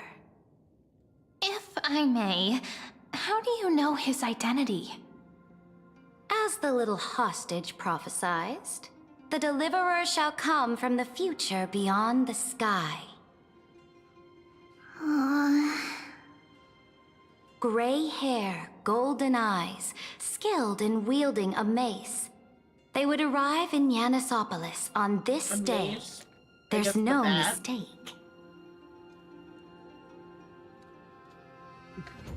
Look, they don't know what a baseball bat is, so they went with the safer option of... Even though I think, like, even there'd be, like, metal bats still as a weapon. It just might not be called that. Yeah, hence why they just went with the safe option of, a mace, yeah. Your orders, Imperator. We return triumphant. Send an urgent message to all delegates. The meeting of the Flame Chase Alliance will convene early. As for you two, Akuma knows what you seek. We'll confer in the Holy City. Doubtless you have many questions, but save them for later. Please follow us. This is not what I expected at all. The demigod we needed to find was just waiting for us, and she knows of things beyond the sky, even eons. How could this be so different from the previous 30 million Amphorius cycles? Who altered history? My bet would be on the Finon, but I guess March or Dan Heng. I wish, but other possibilities remain. The currents of time have become twisted.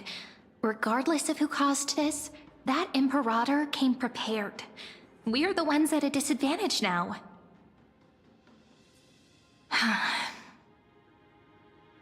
We might as well dance their dance. Let's go with them to the Holy City.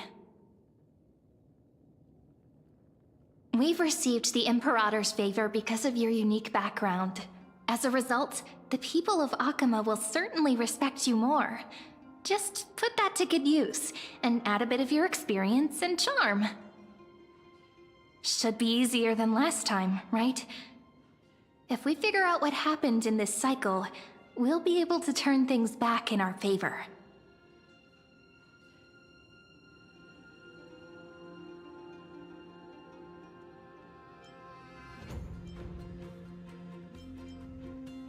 And our other friends might be there. Exactly. Treeby, Aglaya, maybe even little Cypher. Trailblaze is a sequel. We always find a way. Calm and confident. That's the you I'm familiar with. Guests, please. The journey to save the world starts with a single step. They're just really like let's set off, putting all my the friend. quotes in this one.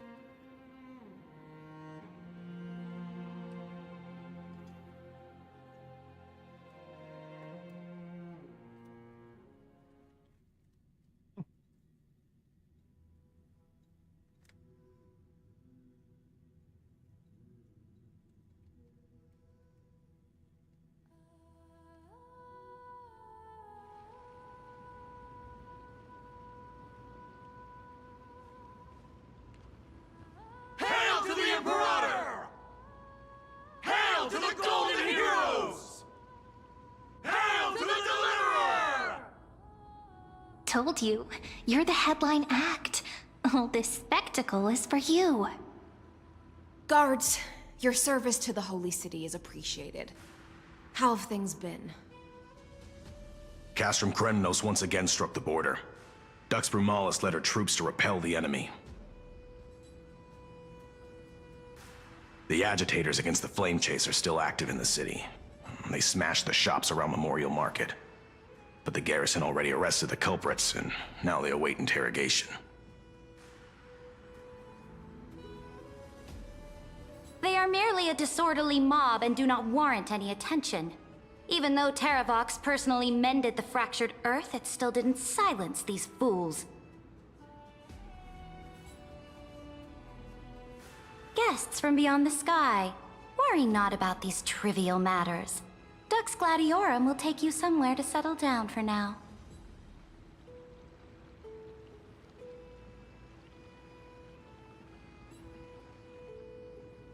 Please allow me to introduce myself. My name is Hycelens, and I am the Dux Gladiorum who swears fealty to the Imperator, as well as the Knights Commander of the Achaemen Alliance. Later on, the Imperator will invite you to attend the meeting of delegates to discuss the Flame Chase journey. Your arrival has convinced us that the future promised by the prophecy is certain. Under the Imperator's command, Amphorius shall break its chains and reach the world beyond the sky. With all due respect, what exactly do you know about us and what's beyond the sky? I was just thinking that before the prophecy served Lygus in the thought that like the world needs to be like reset or whatever, so that the core flames get collected and then Genesis occurs, the cycle resets, yeah. Mm-hmm. That served Lygus's goal. And then now, it's changed to you will now escape the sky. Which I get, it's got to be suspicious of it because it's unclear what causes the prophecy, like what actually declares it. As a humble subject, I cannot freely express my own views to you. Please forgive me. I knew it wouldn't be that easy. Time waits for no one. Please come with me and rest now before the meeting later. I do kind of love how nonchalant Hycelens sounds.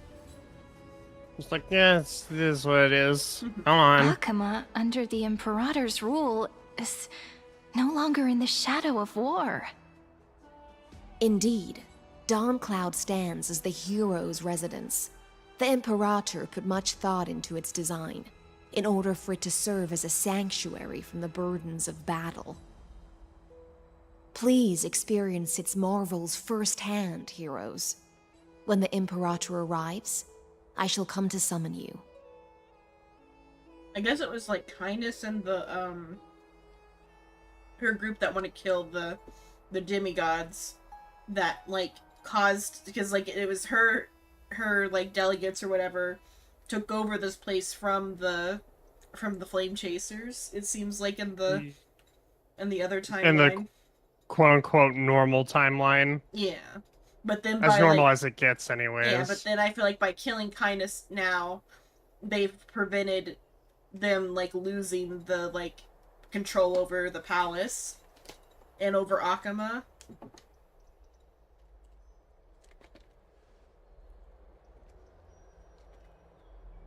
Hycelens. No wonder she's the Knights Commander. I'm sure that's what Seredra thinks, but it's inconvenient for us. All right, we finally have some freedom to ourselves. Since there's still some time before the Alliance meeting, let's explore a bit. Look over there!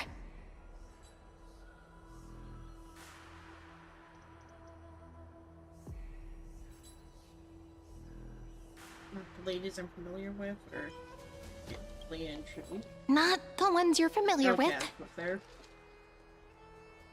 But the hearts of heroes stay the same in every cycle, never changing.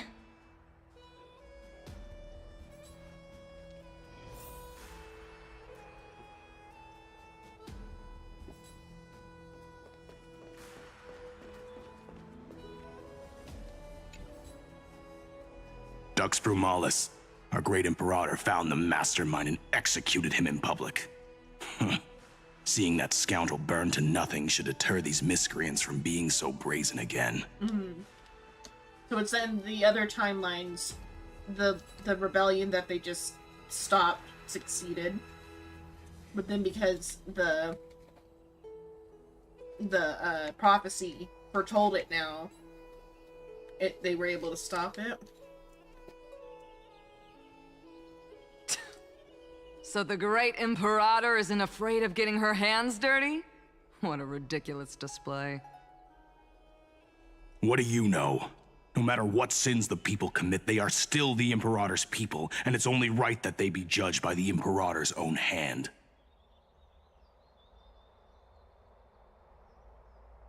Our distinguished trespassing guests.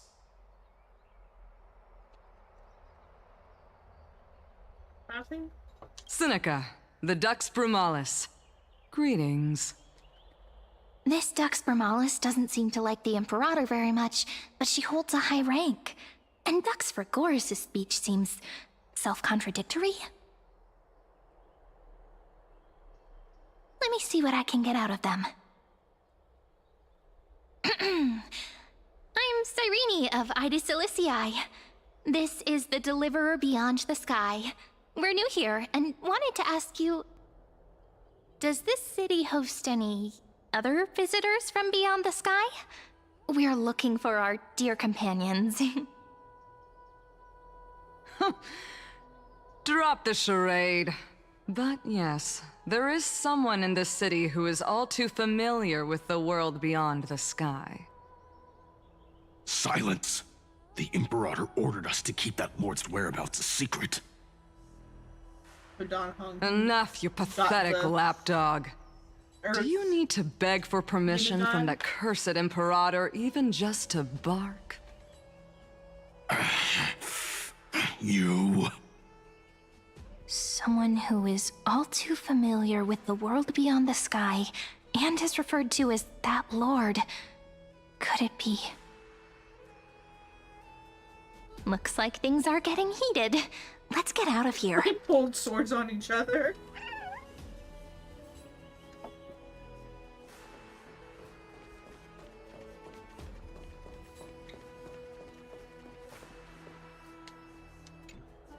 How are we supposed to talk to the heroes of Deliverance? What if they're really intimidating? I love this too. Virginia, don't be so nervous. Once they hear your poetry... I guess there could be like a heroes, you're already here. Greetings. I am Apollonius, the Dux Helcolithus, one of the 5 sages of the Grove of Epiphany, advisor to the Flame Chase army. This is Virginia of Castrum Kremnos, the Dux Carminum and imperial scribe of the great Imperator.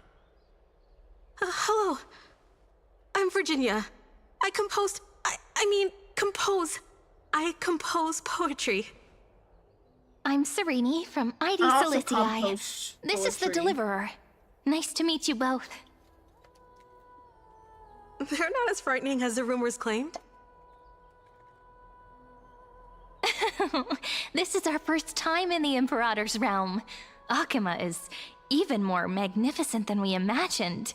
If you all weren't here to look after us, we'd be completely lost and confused. The Akima you imagined is long gone. Under the Imperator, this city has been reborn as the capital of the world. Bask in her free-spirited winds. For anyone who fulfills their duties to the Imperator, these winds shall forever remain at their service. But what if... Those who are loyal do not need to consider the consequences of betrayal. But if you're curious, why not head to the lake and take a look? Those elders who lie at the bottom of the lake are the best example of what happens when you disobey the Imperator. The elders of this cycle were all...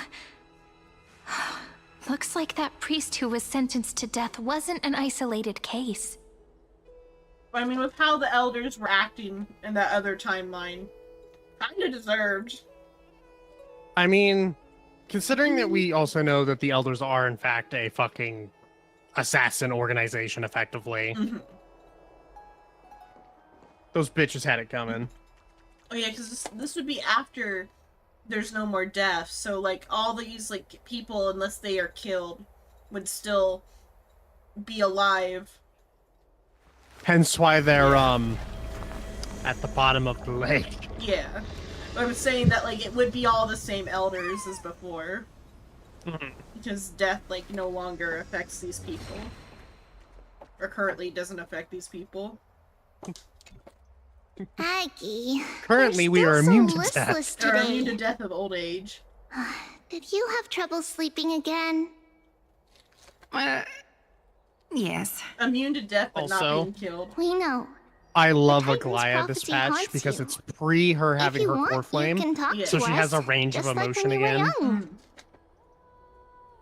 No matter what, we'll always remain by your side. I know. I also understand that fate cannot be changed. It is not the future that I worry about. I spent all last night weaving clothes and linen for the refugees. The Chrysos War is born of injustice and has shattered their dignity. They deserve at least some basic decency. If Amphorius one day abandons this, then all of us, commoners, Chrysos heirs, Titans, become no better than beasts. Oh, we have guests. Welcome. I am Aglaya, the Gold Weaver. These rags on you are not worthy of the title of Deliverer. I must prepare some proper attire for you. Outfit change? Fucking wish. Been a while. Nice to meet you for the first time. First time? That's not what I gather from your eyes. Does your Aglaya differ so much from me? Greetings, Deliverer from beyond the sky. We are Trebi of Yanisopolis. It's very nice to meet you. Although, introductions are probably unnecessary.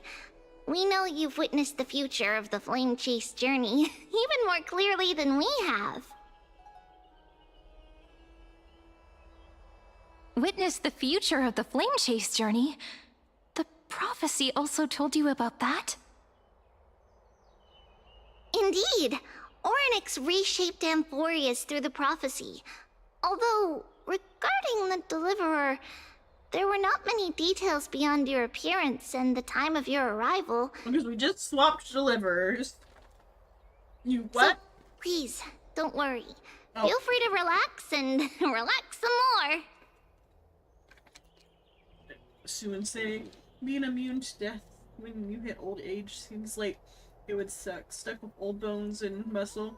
I think they also age at either a decreased rate or not at all. To explain why certain people are so goddamn old. I mean, yeah, it could also be just that they might be at a... Because, like, those kids, though, were, like... had been kids for a long time. Mm-hmm. I feel like they age till they reach maturity, because Castris grew up in this era. Yeah.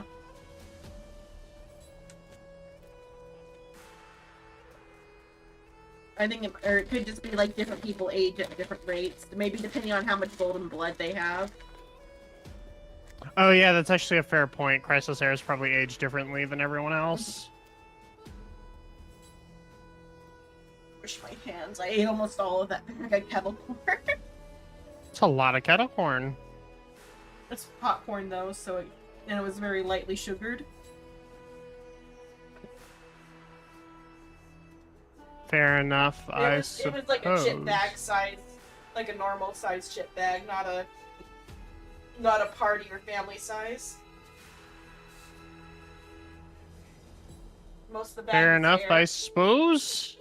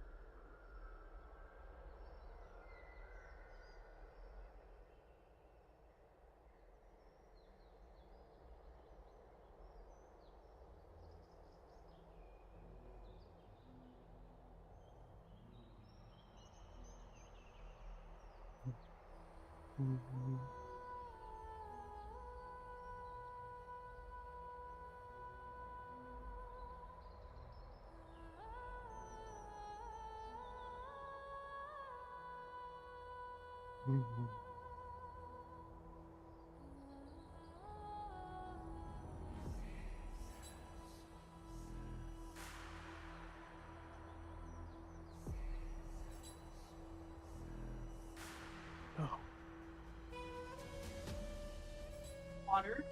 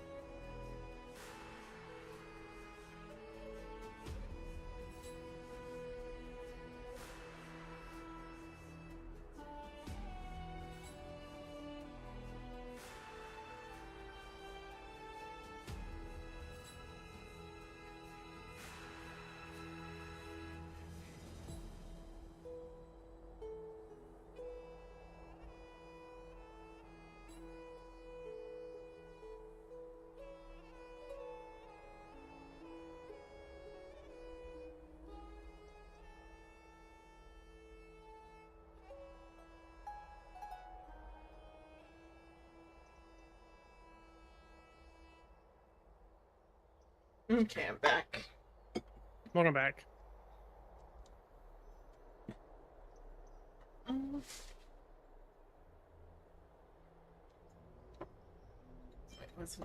What? Kefali issued prophecies too, but it was Orynyx who told mankind that the deliverer from beyond the sky would descend upon Amphorius.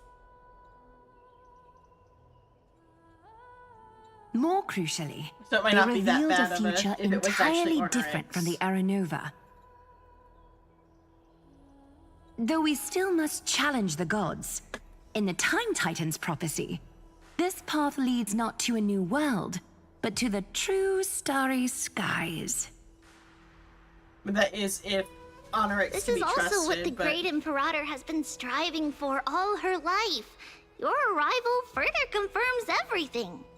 But I do think, though, that, like, maybe because Lygus has to be hands-free because of the... Or not hands-free, hands-off because of the rules, that maybe Orynyx could be on our side fully and not just, like, on our side in the sense of, like, trying to make the flame chase happen to fulfill Orynyx... Or not Orynyx, to fulfill Lygus's ambition.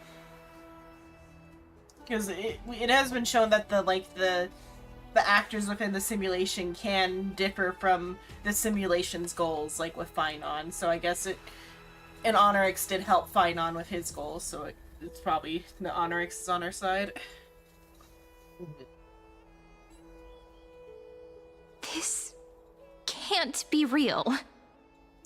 Even you find this surprising? Fate really is unpredictable. Perhaps the upcoming meeting will hold even more surprises.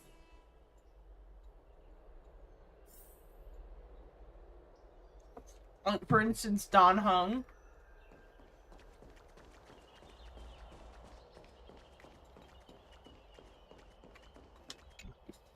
Little fish from beyond the sky, did you rest well? The Imperator and the delegates are about to arrive. If you are ready, please follow me to the meeting.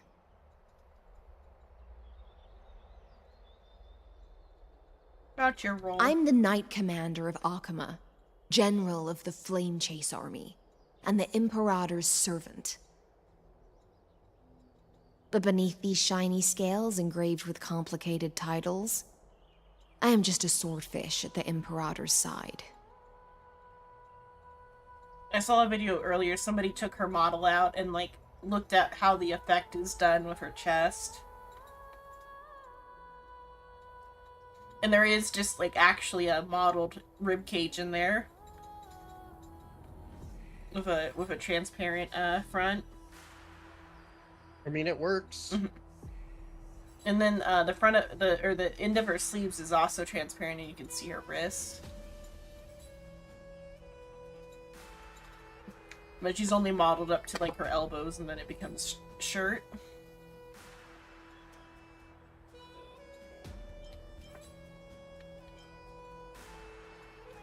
As you've witnessed, she is the Empress of Akama, the one who ended the Chrysos War and the leader of the Chrysos heirs. As merely a humble subject, I cannot say more beyond this. The Chrysos heirs here constitute the elite among the Flamechase army. Dux Halcalithist Apollonius and Dux Carminin, Virginia, serve as the army's advisor and historian, respectively. One offers advice and counsel to the Imperator, while the other writes verses of her supreme glory. Dux Frigoris Labienus and Dux Brumalis Seneca are both formidable warriors, clearing the way for the Flamechase with steel and storm. Dux Fatorum, the holy maiden who interprets the prophecy, only the one named Trebi remains in the city. The Imperator once took them as hostages in order to unify the prophecies of the world, but they are now Akama's most vital prophets. Dux Goldweaver, Aglaya. Well, she dislikes it when people talk about her behind her back. Yeah. You should get to know her in person. I just remembered I had to check my login Apologies. stuff. We want to explore this beautiful place some more. Very well. Just don't keep the Imperator waiting.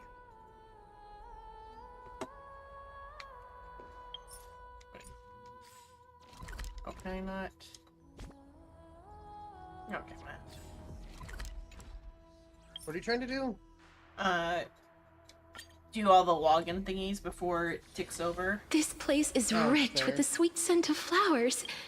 Or at least a few of them. At least click For on a it. while longer.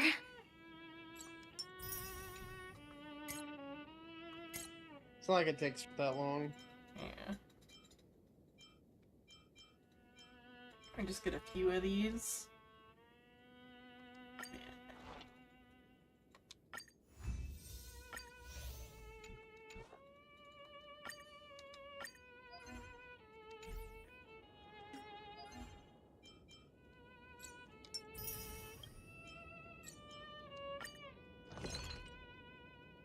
How many times was it? Just once, okay. Oh, we can do some for the battle pass too.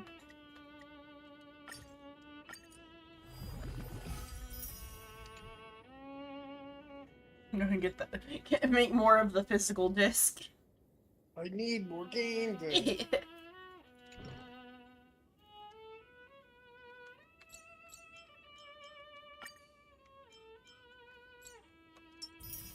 Go do one battle with a support character.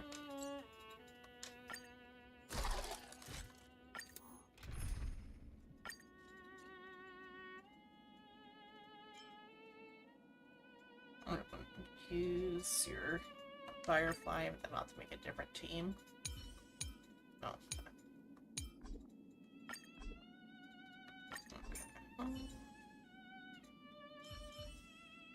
No, I ended up getting the uniform instead of pulling for the card or whatever. Your light cone? Yeah.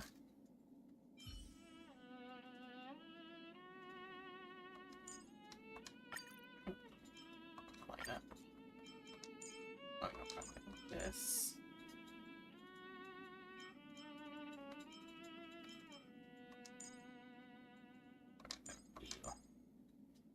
And then that, and then I'll get your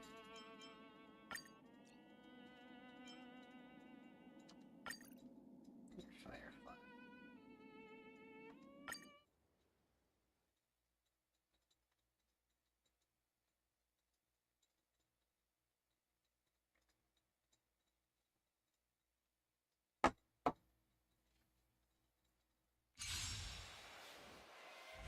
Target sighted. All units on alert. Attack! Until everything burns to ashes!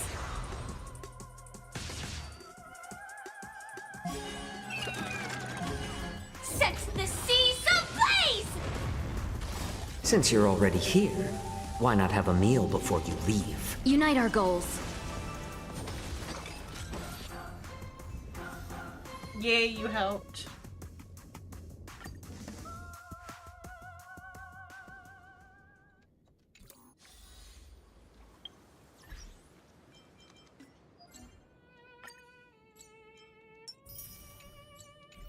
Okay, and then this one.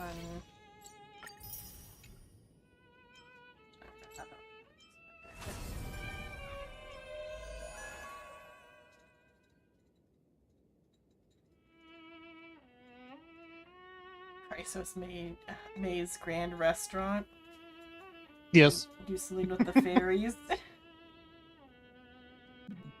Yep.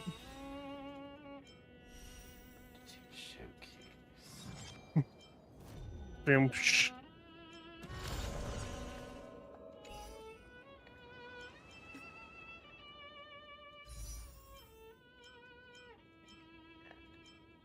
Put those there.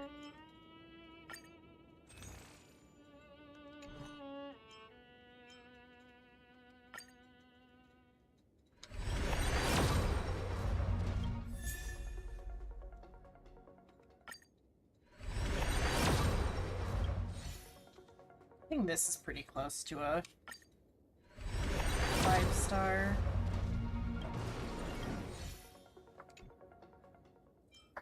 Takes a hot fucking second to get there. Yeah.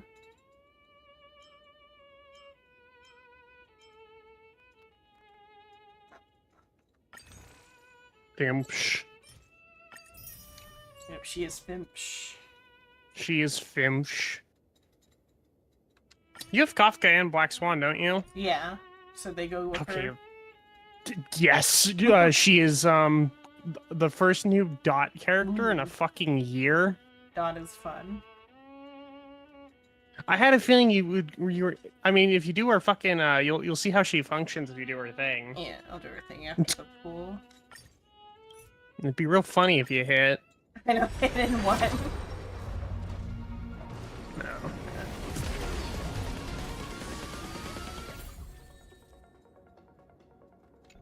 Would be real fun. It's some new fucking 4 stars. Hello, No. Source.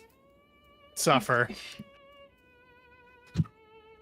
We're not gonna get. If we get a new 4-star, it won't be till fucking like 4.0.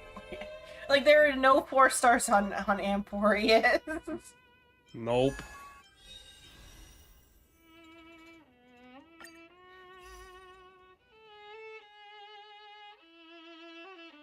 I'm not gonna do any pulling for the entirety of 3.5. Mm. I don't have Fine on for. I want Siren or I'm gonna pull for the March SP. Mm.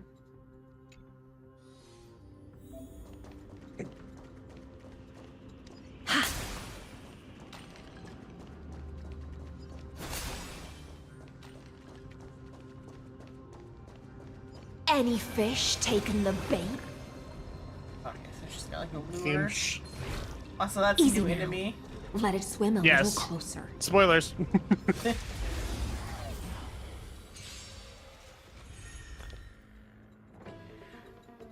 Physical chance to use damage taken by all enemies, deals physical damage to them. Play zone causes all enemies to reduce attack and defense, deal physical damage to them. When the zone exists, or when instance dot received by enemy targets deals one instance of physical dot to them. When all ally target attacks, Hycillion has a chance to inflict the enemy target with one of the following. Special dimension enemies within the dimension will not attack ally targets after entering combat with enemies within the dimension. There's a high chance of like 2 states.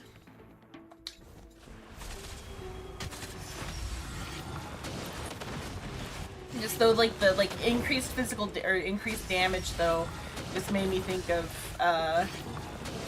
compatibility with Jiao Cho instead. This is her best team by far. Mind your manners. Time to play a tune. Be intoxicated. Stand still.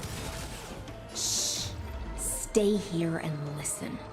In this endless revel of the abyss, your cries rise. Relax. Oh yeah, she gets 2 now. Good times never last. Yep. Time to say bye. She got fucking gigabuffed. Memories of beneath the waters lies an endless abyss. Swan first. Stand still.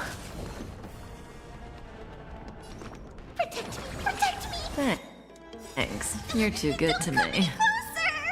Fiends or devils, I'll crush them all! Crush them all. Ill tidings manifest.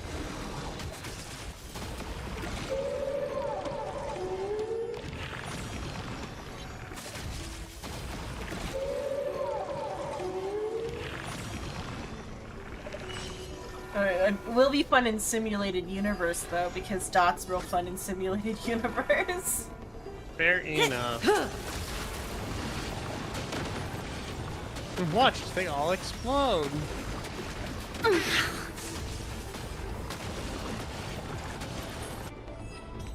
It is a goofy amount of dot damage. I think if you enter with all the effect, like all of their well, Kafka's is an attack one. Hers is a debuff. Black Swan's is, I think, also an attack. But I think if you went with Black Swans is an enhance. An enhance. Okay, so if you went in with all 3 of their things on, I think the baby enemies might just all self-destruct. They do immediately explode. It is amusing. Oh, and then I have to turn. Right. Everything from.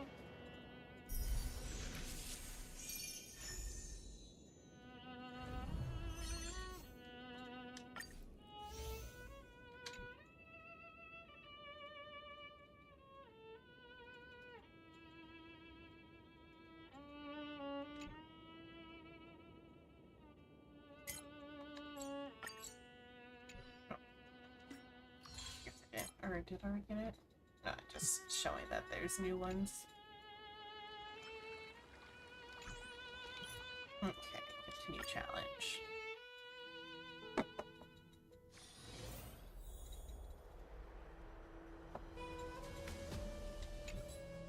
Little fish from beyond the sky, did you rest well? The Imperator and the delegates are about to arrive. If you are ready, please follow me to the meeting. Okay.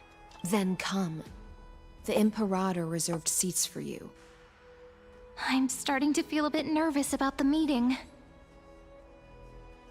Since Sir Ridra is presiding over the meeting, it'll be a good opportunity to learn about the law's inclinations in the current era. 1,000 years, Let's keep our ears open, okay?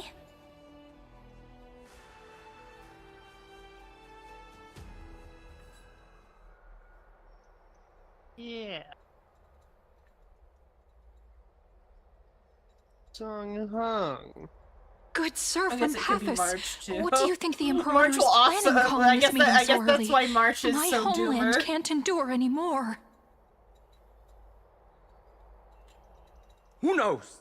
First, she wants to hunt Titans. Now, she says there are even greater calamities. Her madness is the greatest calamity. Exactly. Chrysosairs, deliverers. What about us ordinary folk? You're gonna get How yourself, much are we worth in her taken eyes? out. Things feel pretty tense here. The history books said that the Imperator aimed 3 cannons at Dawncloud to make all the delegates obey her. Will history repeat itself in this cycle? She said out loud in the middle of it. Yes. Similar acts have occurred, and not just once. However, whether history will repeat itself, you'll soon see. Those are the 2 spots reserved for you. Please take your seats. Look, that's what they were talking about before. What is we this? stop this? So it turns out. Ladies and gentlemen, silence, please. The Imperator has arrived before her faithful council, and the Alliance meeting is about to begin. All rise. In the names of Talantin and Kefali, the Akama Alliance swears upon the gods. Cease the pageantry. I pray not to the vanquished. What? Kefali, of course, needs no further explanation. As for the law, at the entry hour 2 days past, a scout should have brought news of the conquest to all of you. Unfortunately, guards found his corpse among the rocks not far from the city. Moreover, the poor soul was buried with a Paphos curved blade. It pains me to imagine what agonies this loyal warrior endured before his death. Delegate from Paphos, do you have any insights? I know nothing of this. The evidence is irrefutable, so there is no need to waste your breath. However, let us set this trial aside for the time being. Witness, even within the most sacred and dignified council, there were those among us who wished to draw their blades, brazenly challenging the Alliance, seeking to shatter our hard-earned peace and unity. Fortunately, I uncovered this plot. Now, to protect this beautiful city and her people, the Imperator's legions are ready. They will escort each of you to the Temple of the Three Fates, where you will receive the highest level of protection the Alliance can offer.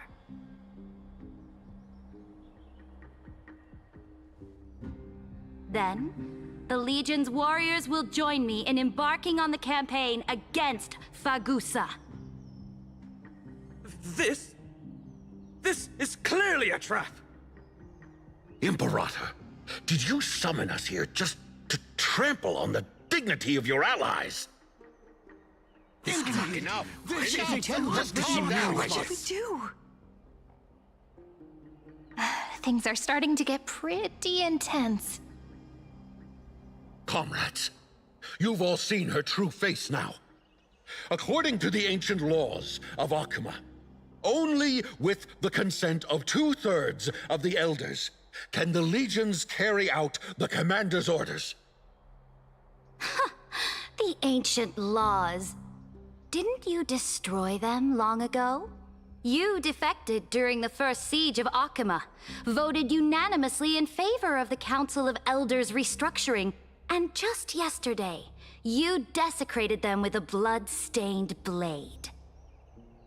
The decaying old laws fell with Talantin and are no longer deserving of respect.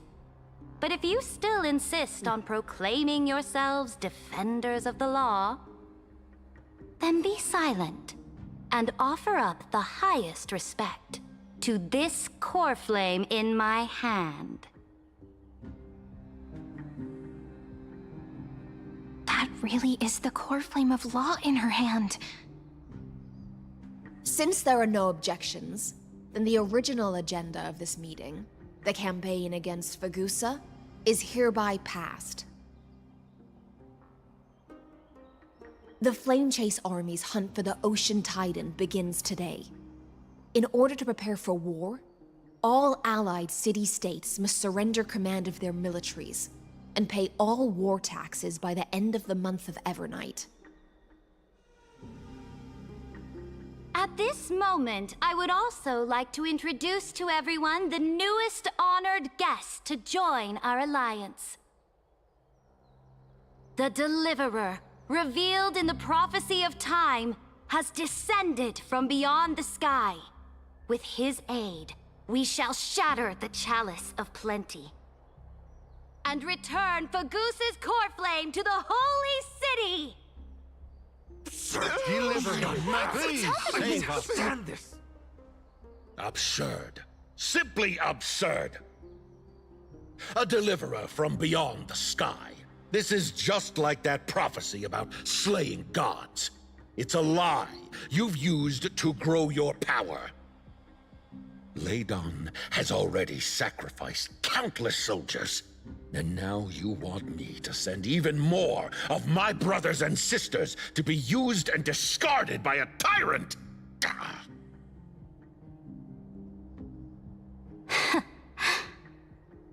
Are there any other objections?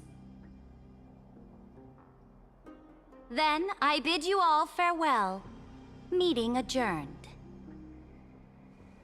Deliverer, please wait. I still have important matters to discuss with the two of you.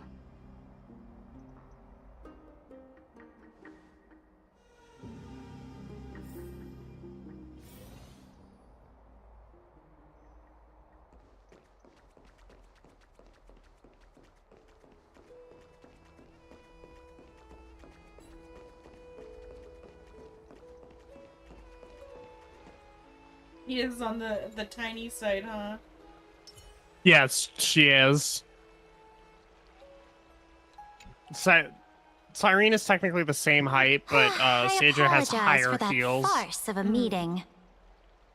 It must be tiring dealing with so many people every day, Great Imperator.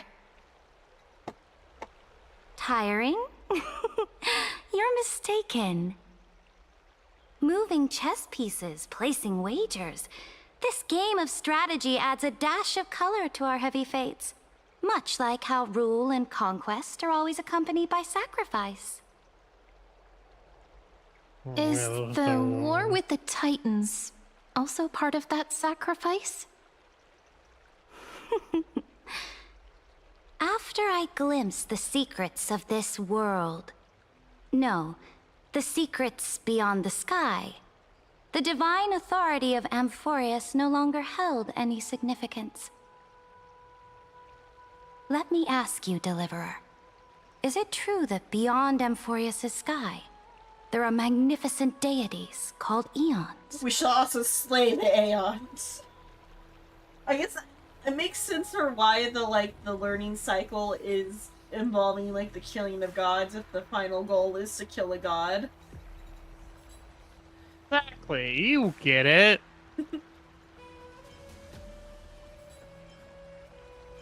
Their power is 1,000 times greater than the Titans. Ah, that Excellent. certainly captivates my interest. Then, please tell me more. How will you use this great power to guide the people? In the future you envision, where will our flame chase journey lead? The universe not ending? Destruction. Oh? What you require now is the power of law? Exactly.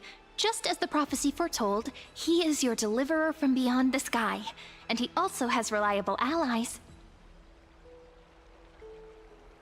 If they can intervene in Amphorius's laws, we may have a chance to alter this world's impending fate and reverse its destined end.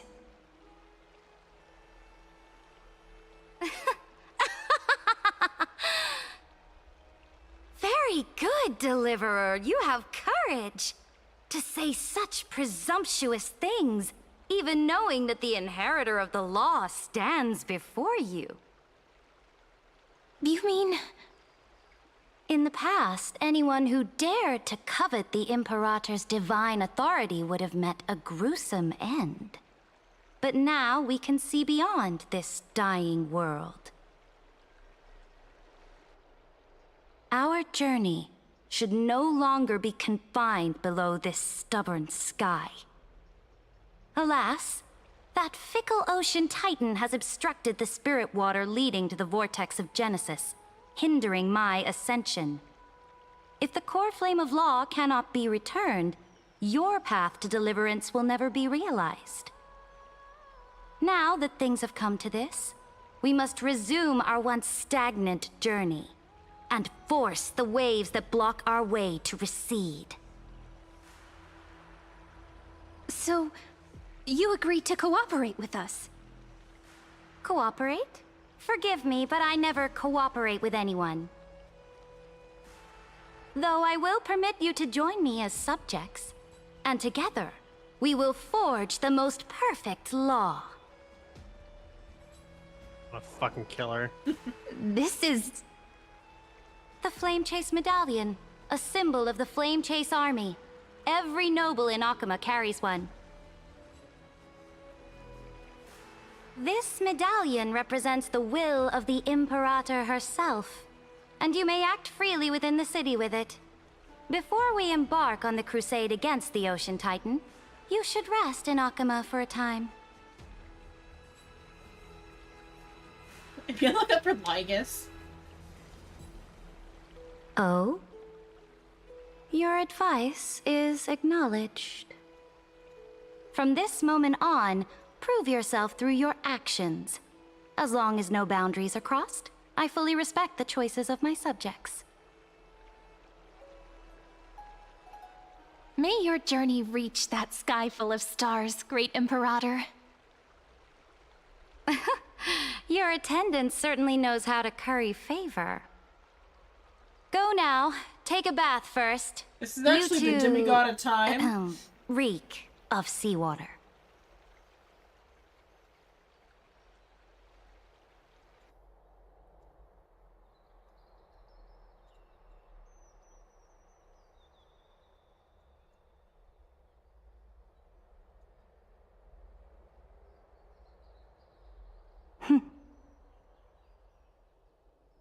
Come forth, Theoros. Yes. He just changed his name. Great Imperator. Now, perhaps you're willing to hear my counsel.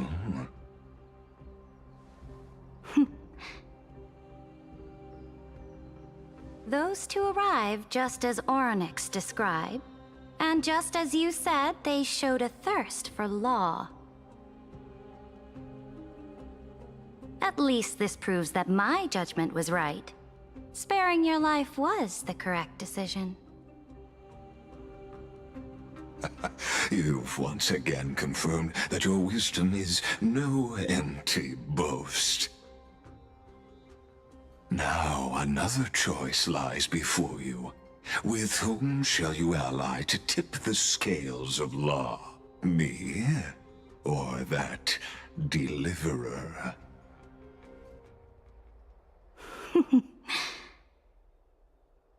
Remind me again, Antikythera. What kind of future do these two paths lead to in your view? I shall tell you. You are entitled to know that the Deliverer from beyond the sky is not a wholly wicked being, but from the very start, his stance has been completely at odds with Amphorius.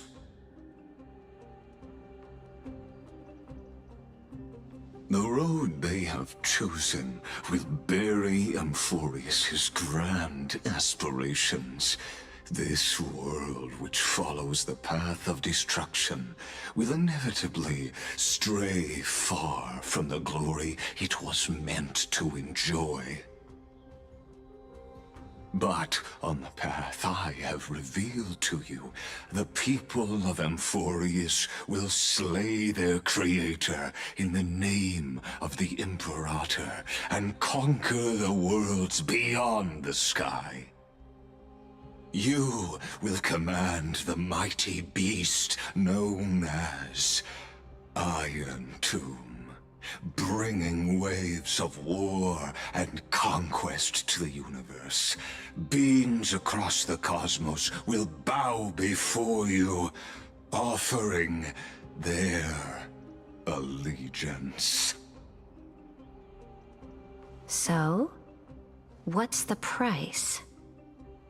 The price is insignificant.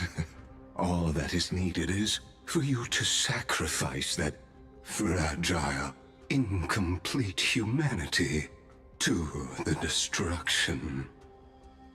As a Chrysos heir of the prophecy, you have already chosen to abandon it, have you not? Off you go, Theoros. I have already made my decision. Once I ignite the core flame of law and burn away the old, outdated rules, Amphorius will embark on a journey across the stars.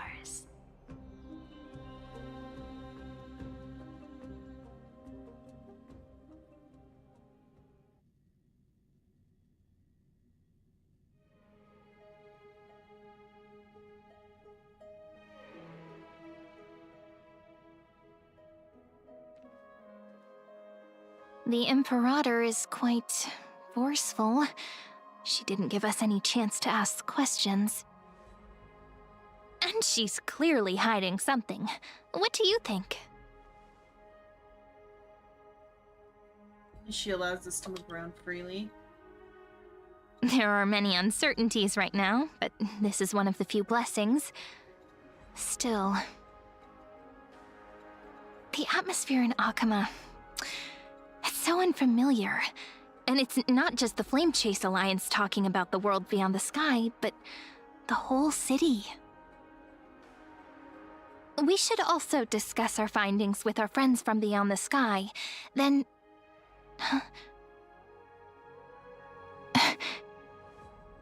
then... we should go enjoy the renowned bathing culture of the Holy City and relax. It's the thing I've been looking forward to most on this journey.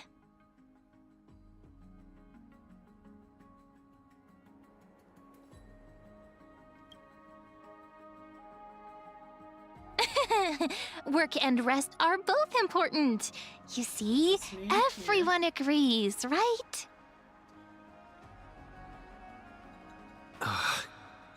So someone's watching. The locals are more hostile. Can't let than our guard before. down for a second. Let's use taking a bath This as an surprises excuse no to one. find a quiet corner to update Madame Herta and Screwlam They on were our already progress. awfully hostile to begin with. I was gonna say, they We were can also check hostile when out they what's were happening in in the a city. fucking Since the outcome of the democracy, meeting now they're in was a just fucking announced, People dictatorship. must be gossiping.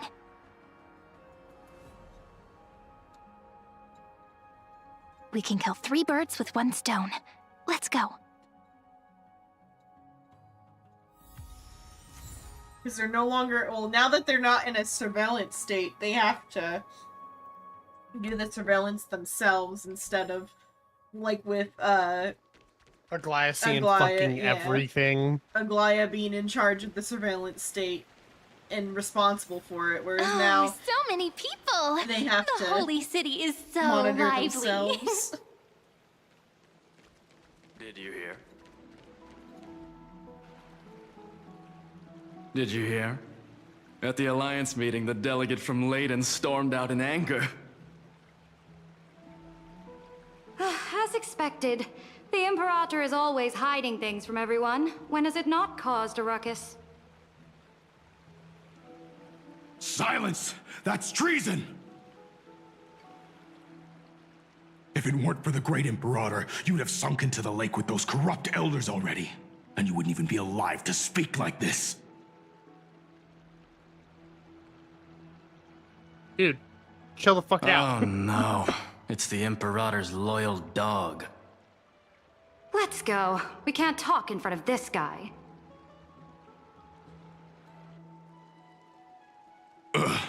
How disappointing. Oh, honored guests, we meet again. Looks like I'm not the only one who came to the baths to unwind after the meeting.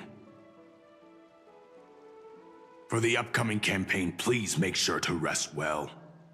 I am Dux Vergoris, a trusted officer of the Great Imperator, willing to fight alongside the Deliverer in the coming battles. Ugh. Another war? Ever since the Imperator took control of Akuma, we haven't had a day of peace. Idle chatter. The atmosphere is a bit tense, with rumors flying around the city. You must be troubled. My apologies. After every Alliance meeting, there are always some pests in the city who get restless. I prefer to ignore them. Pests on the ground don't affect the sky in the slightest. They just complain from the shadows that the sun's light is too harsh. Besides, the Theoros has already promised the Imperator her fate. And these clowns will eventually realize their foolishness. May I ask, who is this Theoros? The Imperator has ordered us to keep his lordship's whereabouts a secret. Ah, so it's his lordship. Stop trying to get things out of me. Leave me alone. Leave me alone. I didn't even need to try. Big and strong Dux Fragoros really can't hide anything. Theoros. What an ominous name. Bad news. He's been staring at us the whole time. Let's move to another place for now.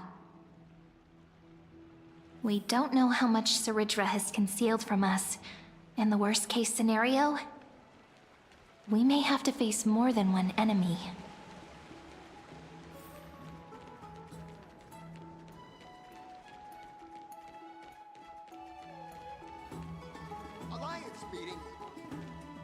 Alliance meeting? More like a cage where creatures with golden blood claw at each other. Your nicely healed scar. And Open. Flamebearer who ends wars? Clearly, a tyrant who doesn't deserve such a title. You're absolutely right. While the Imperator's hounds are still hunting down others, let's let out our grievances. Oh, it did heal nicely, Source. I know you. You're that tyrant's lackey. What? Here to shut me up for that little imp?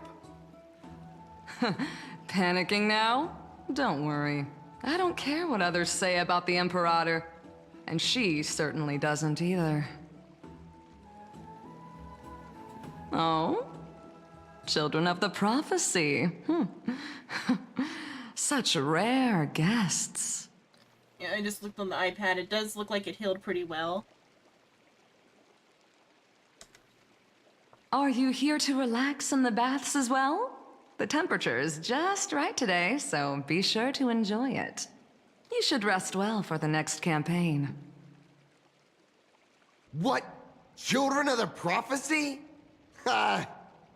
Another excuse for the Imperator's reckless warmongering. No filter, huh? You should be glad you don't have a seat at the Alliance meetings.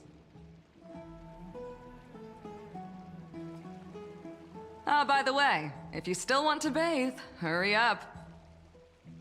Once that predatory fish joins the flow of water and eliminates all the fools questioning the world beyond the sky, you won't be able to enjoy this perfect water temperature anymore. Seems like there's more to Dux Bermalis' words than meets the eye. But would the Imperator actually kill those who question the world beyond the sky? This is the complete opposite from what we know of Akuma. Hopefully your x-rays go well. And is the exact opposite of before. Before, Aglaya was executing people for talking about the land beyond the sky. And now everyone knows. Talking about lately. And the people who are denying it are the ones being executed. These two are... So many guests today. Let's see who's here now. Two distinguished guests of the prophecy. One a clever and adorable warrior. The other, also quite heroic. Ah, heroes. I didn't expect to meet you again so soon. How fortunate. It's a pleasure to see you again, Dux Helcalithist and Dux Carminum. You two are inseparable, aren't you? This is... Oh, she wants to find someone to help with research for her new work.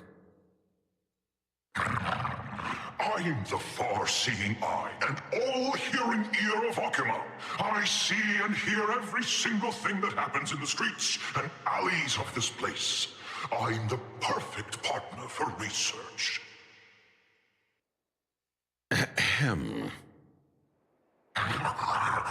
Enough small talk. Here's the latest news from Akuma, as you requested. The children of the prophecy arrived in the holy city, and the Imperator unilaterally stripped away military power. The Alliance meeting ended in discord, and there may be bloody upheaval. As expected. I get the feeling you might have embellished a bit to keep people's attention. No, I don't think. I think it will be Swear on bloody. my stone mane, I would never do such a thing. But if you wish to quell this terrifying news, perhaps a more explosive topic would help. Never mind. While the influence of rumors can be minimized, the fact remains that the great Imperator did swiftly consolidate military power in an almost threatening way. It's undeniable. Heroes, I know the Imperator's way of doing things may seem a bit autocratic to outsiders, but soon you will witness her blade dance with enemies on the battlefield. Thing is, you don't know like I what can't other comment on forms the of source of her government we have loyalty, seen. but when that blade is drawn, you two, as bright as you are, will surely see the deep thoughts beneath her exterior. The Imperator's blade. Is he talking about Miss Hysealin's? I sense some unease in Dux Helcalithist's words. It seems the Imperator and Miss Hysealin's share a much deeper bond than the others do. Because they're gay. Duh. There are eyes and ears Thank you for the everywhere. hydrate. Is there any place where we can have some privacy? To understand the Imperator's secrets, we have to get past Miss Hysealin's.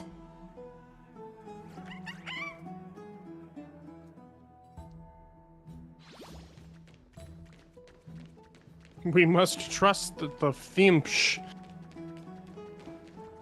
We gotta get past her bodyguard girlfriend. Doomed This Yuri, place- my favorite. It was your original bath chamber. Perfect for avoiding prying eyes. I wonder if anyone is using it now. Walk in on the two of on High The Ceiling smell is- and whatever. Wait, don't the go in yet. Imperator. Who's there? Alright, get walking in on Little High gray Ceilings. fry Damn. with sea hair. Fish. Little sea hair? You barged into here without warning. Was it an accident, or did you wish to bathe with me?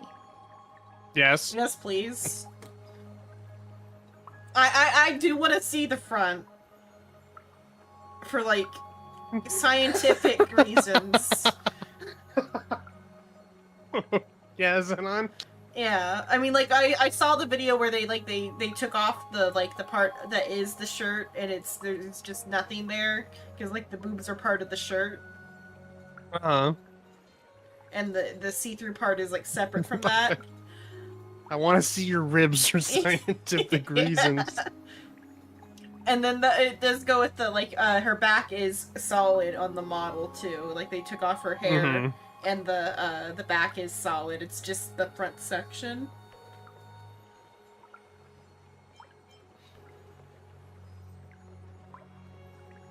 Why are you here? What are you doing here? I didn't see anything. Well, you couldn't see anything. There's nothing to see.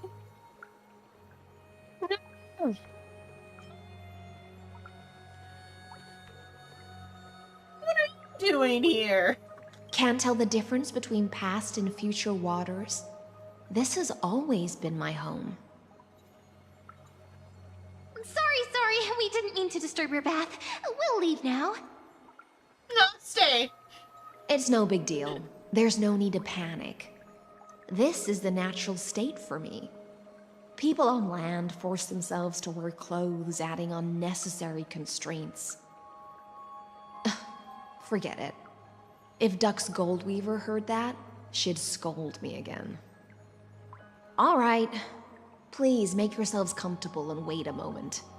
Let me first wash off the blood of the hunt, and then I'll attend to you two. The hunt? Blood? The hunt? Like the Aeon! The delegate from Ladon has been assassinated! Quick! Quick, someone come quick! Ah, the broken crab shell surfaces. I was worried it had been washed away by the current. You vicious fish! Viciousness is a form of praise to the blade. Good, I picked the right one. I see. No wonder there was a faint smell of rust in the air before I even entered. Why? Is it because the Ladonians refused to contribute troops to the Flame Chase journey? Or just because they offended the Imperator? Because the new era of the Flame Chase doesn't tolerate stagnant blood. For the ignorant masses who cling to outdated laws, only bloodletting can wake them up. Right now, the rebel forces on the frontier are rising, and Ladon has been secretly supporting them. They loudly chant the slogan, "Return to the Era Chrysia," unwilling to relinquish military power. They're just building momentum for the rebellion. Fair enough. Thinking is a right given to citizens by the Imperator. Okay. I won't interfere with your thoughts.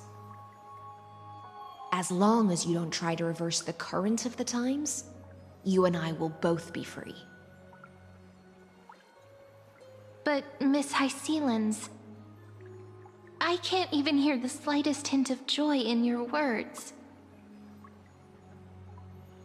Because I've already tasted ultimate freedom. Long ago, I lived in the sea. In that lightless abyss, far beyond civilization's reach, the great fish consumed the small. And when the great fish perished, their bodies became sustenance for the newborn, nourishing the whole ocean. And the lines became the grass, This is and the tide antelopes that ate the carries grass, civilization and the circle forward. of life. Anyone may be devoured, or meet the fate of inevitable Circle of decay. fish. Circle of fish. Are you Circle of suggesting fish. that ultimate freedom is in fact the cruelest fate for life? I only mean that if life wishes to preserve its dignity, it must first Why be does bound life by the slumber? Hot. law. There's no need for me to say more, Little Caesar. They already did that We're bit of on one fucking mind. Amphorius. Yeah, they Whether also the already did the Imperator's dream law can pool guide and the schools of fish and and the lead time us to a loop, truly but free apparently we're ocean. doing that again. Let us wait and see. But There for wasn't now, a time let's loop. There pause was a this dream heart-to-heart. within a dream within a dream. Another That fish was has looping come, in a time loop. following the scent of Nah, blood. see, that doesn't count because there was in a dream. No time was Uh-huh. actually involved. Yeah, no time was actually involved. Being your subordinate is Yeah, we're all such a asleep. tragedy. I'm always having to worry about the messes you leave behind. Like those dead bodies. It's simply our duty to the Imperator. What how sassy Aglaia All ready is to now. go in an instant. Miss Hysealans, you truly are impossible to predict. Yet you, a golden trout who's always busy all day, suddenly have the time to visit me? Do you think I wanted to come? I suggest you You think I burn wanna some more be of the here? incense offered by our allies, lest my creations be tainted by the reek of fish. I'm only here on the Imperator's behalf to remind you to prepare for the banquet. Fine. But I must retort.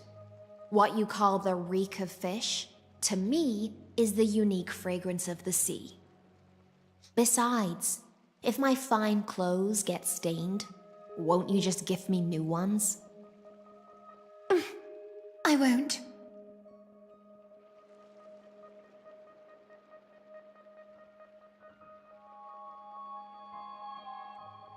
I know they mean actual fish, but it's like you go up to women being like, you reek of fish. It's kind of like, okay. Strange chemistry. Why is so different from her past future self? You mean future. The future ruler of the Holy City, Lady Goldweaver, is quite captivating in her own way. By the way, you both just mentioned a banquet. Could you elaborate on that? Oh, right, you don't know. Every time before a battle, or after a victory, the Imperator holds a grand feast for the Chrysos heirs to lift our spirits. For us warriors who swim constantly between life and death, these feasts are more worth looking forward to than victory.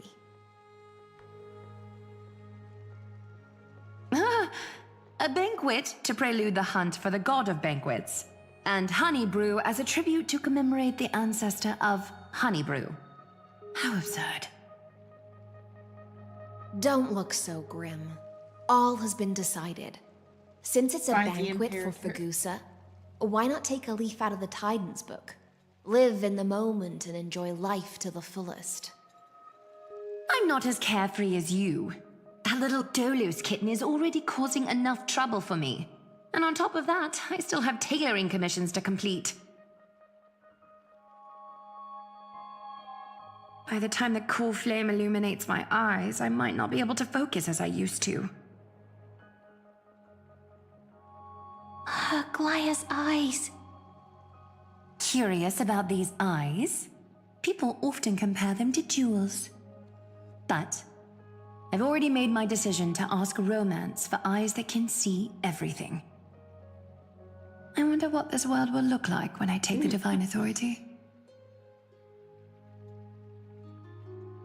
In the future, you will still be the finest weaver in the world. Is this also a prophecy from the Three Fates? It's even more accurate than a prophecy. After all, he has already witnessed it, right?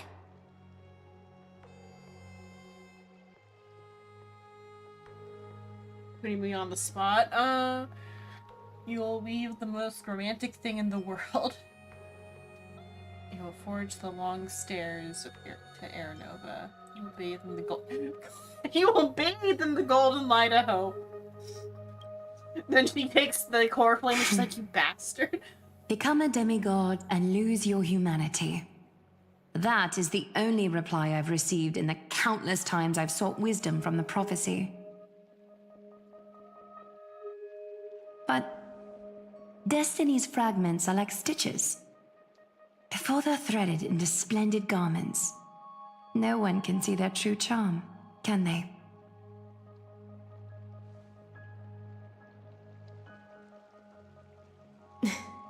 Aglaya has always been troubled by the divine duty she must bear. But thanks to you, she seems to be in much better spirits. Know each other? Just as she knows how the spinning wheel trembles, I can sense the smallest changes in the damp air. As for whether we know each other well, I've swum beside her since she was a child. Most of the time, I can understand the whispers in her heart.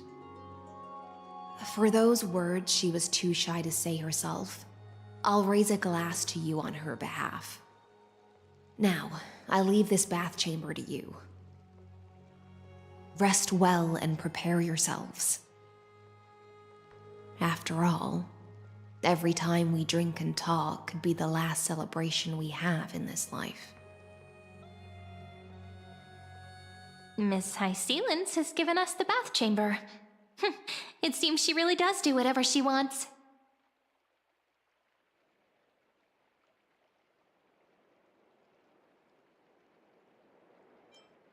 It was mine originally in the future. Hello, it's the Terrace. Hello. Oh, for her to have a deep voice. I think it suits her. Yeah, in the future. But for now, we're at the mercy of the host, and she could return at any moment. If we're having an important discussion, we must remain vigilant. So, let's seize the opportunity and report our current progress. We don't want to keep everyone beyond the sky waiting.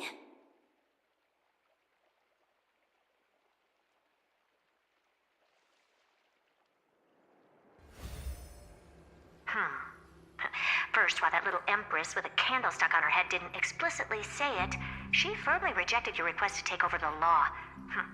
Fair enough.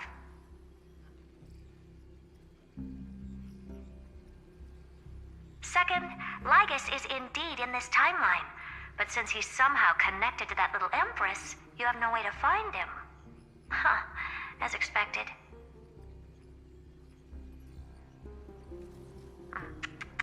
The road ahead will be long and difficult.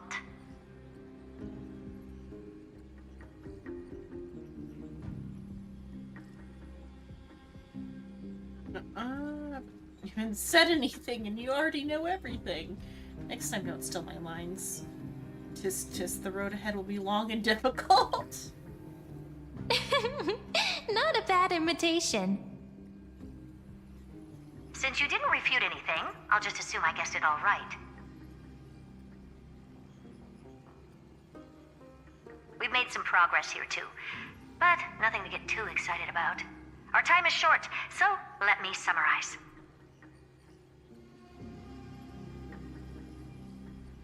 Concerning the origin of that Intellitron, the firewall he created uses Katorzane algebraic expressions.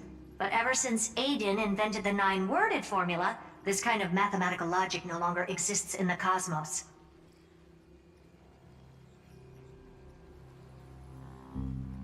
Lygus is definitely connected to the Genius Society, so stay alert. Like that.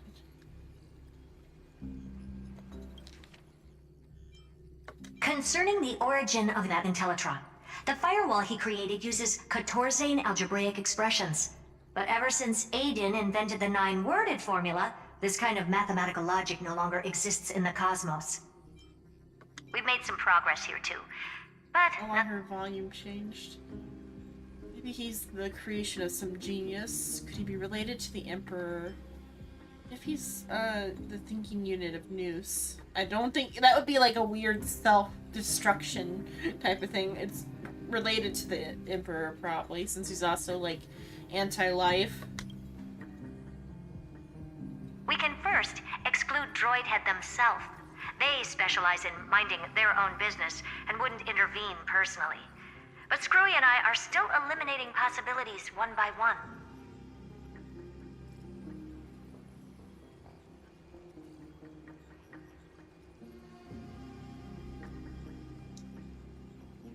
Otto? Currently, the most likely candidates are these few. The Lord of Silence, Acha. Oh, the 2 Ruperts are also possible. But it would be too boring if it were one of them.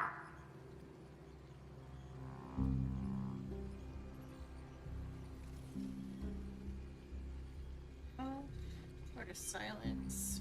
You can't come up with the acronyms or frontline interface left. Some big names. That's all I have to say. We'll depend on you to continue pushing things forward within this world. Keep in touch regularly. And remember, don't let your guard down.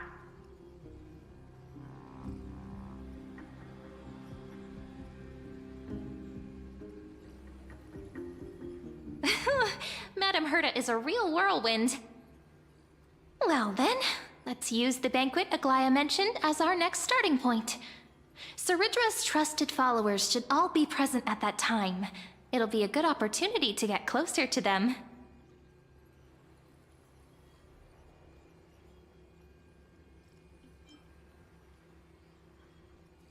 It's settled then. With our great teamwork, we'll be able to deal with anything that comes our way. It's been a long day.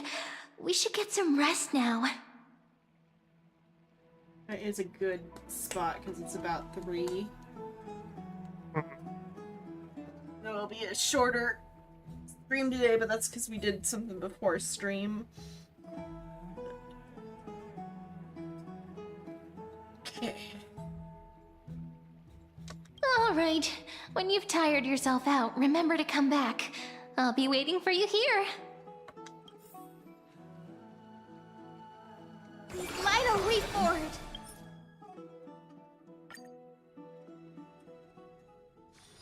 It's so bustling here. Good. Grapes. Pomegranate.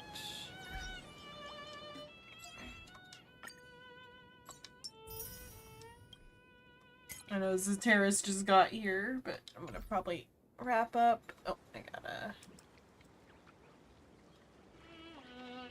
mail. Oh yeah, my birthday passed. Happy birthday, Mim. This is this year's birthday cake. Fucking feather. The fucking quill, yeah. Were you here at the end of the other day's Lord of the Mysteries screening? I was here for you guys saying the fucking feather. Yeah. I've been thinking about that feather since the introduction of the quill. How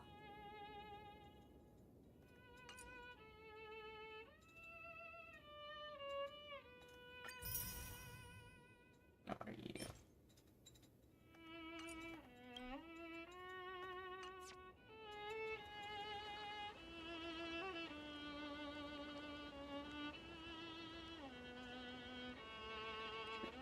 Feather actually, or rather, though.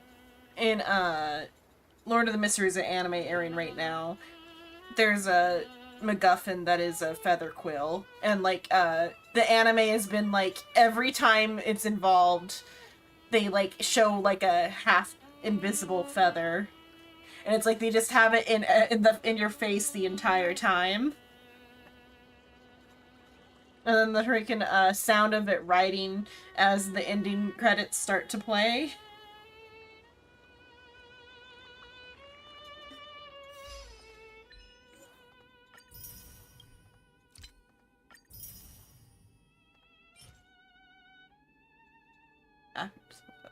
Or like it shows just to the audience of the anime. It's for the Lord of the Mysteries anime it's airing right now. Minor-ish spoilers that's what the feather is that keeps showing up in every other scene, is that it's a feather quill. Won't say what it does, but a fucking feather.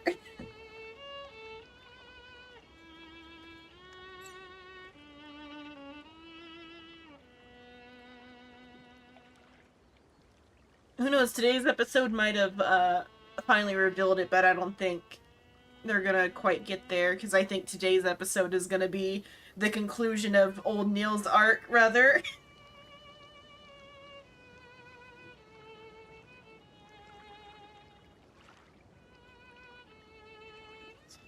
Screen, let's see if there's anybody I should raid to, but 4 people I might not raid.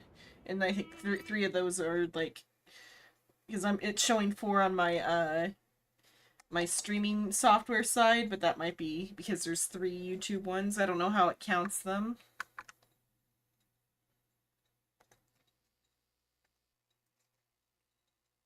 Yeah, just 2, so yeah, I don't need to raid to anybody. But that's it for tonight. Tomorrow will be Final Fantasy, hopefully. And then Sunday will be Frog Detective, maybe. That's what's coming up. If you like what you see, drop a follow. If you really like what you see, subscribe. If you want to stay up to date for when I go live, check out Discord, Blue Sky, and other social media. Thanks so much for watching. Nighty night, sleep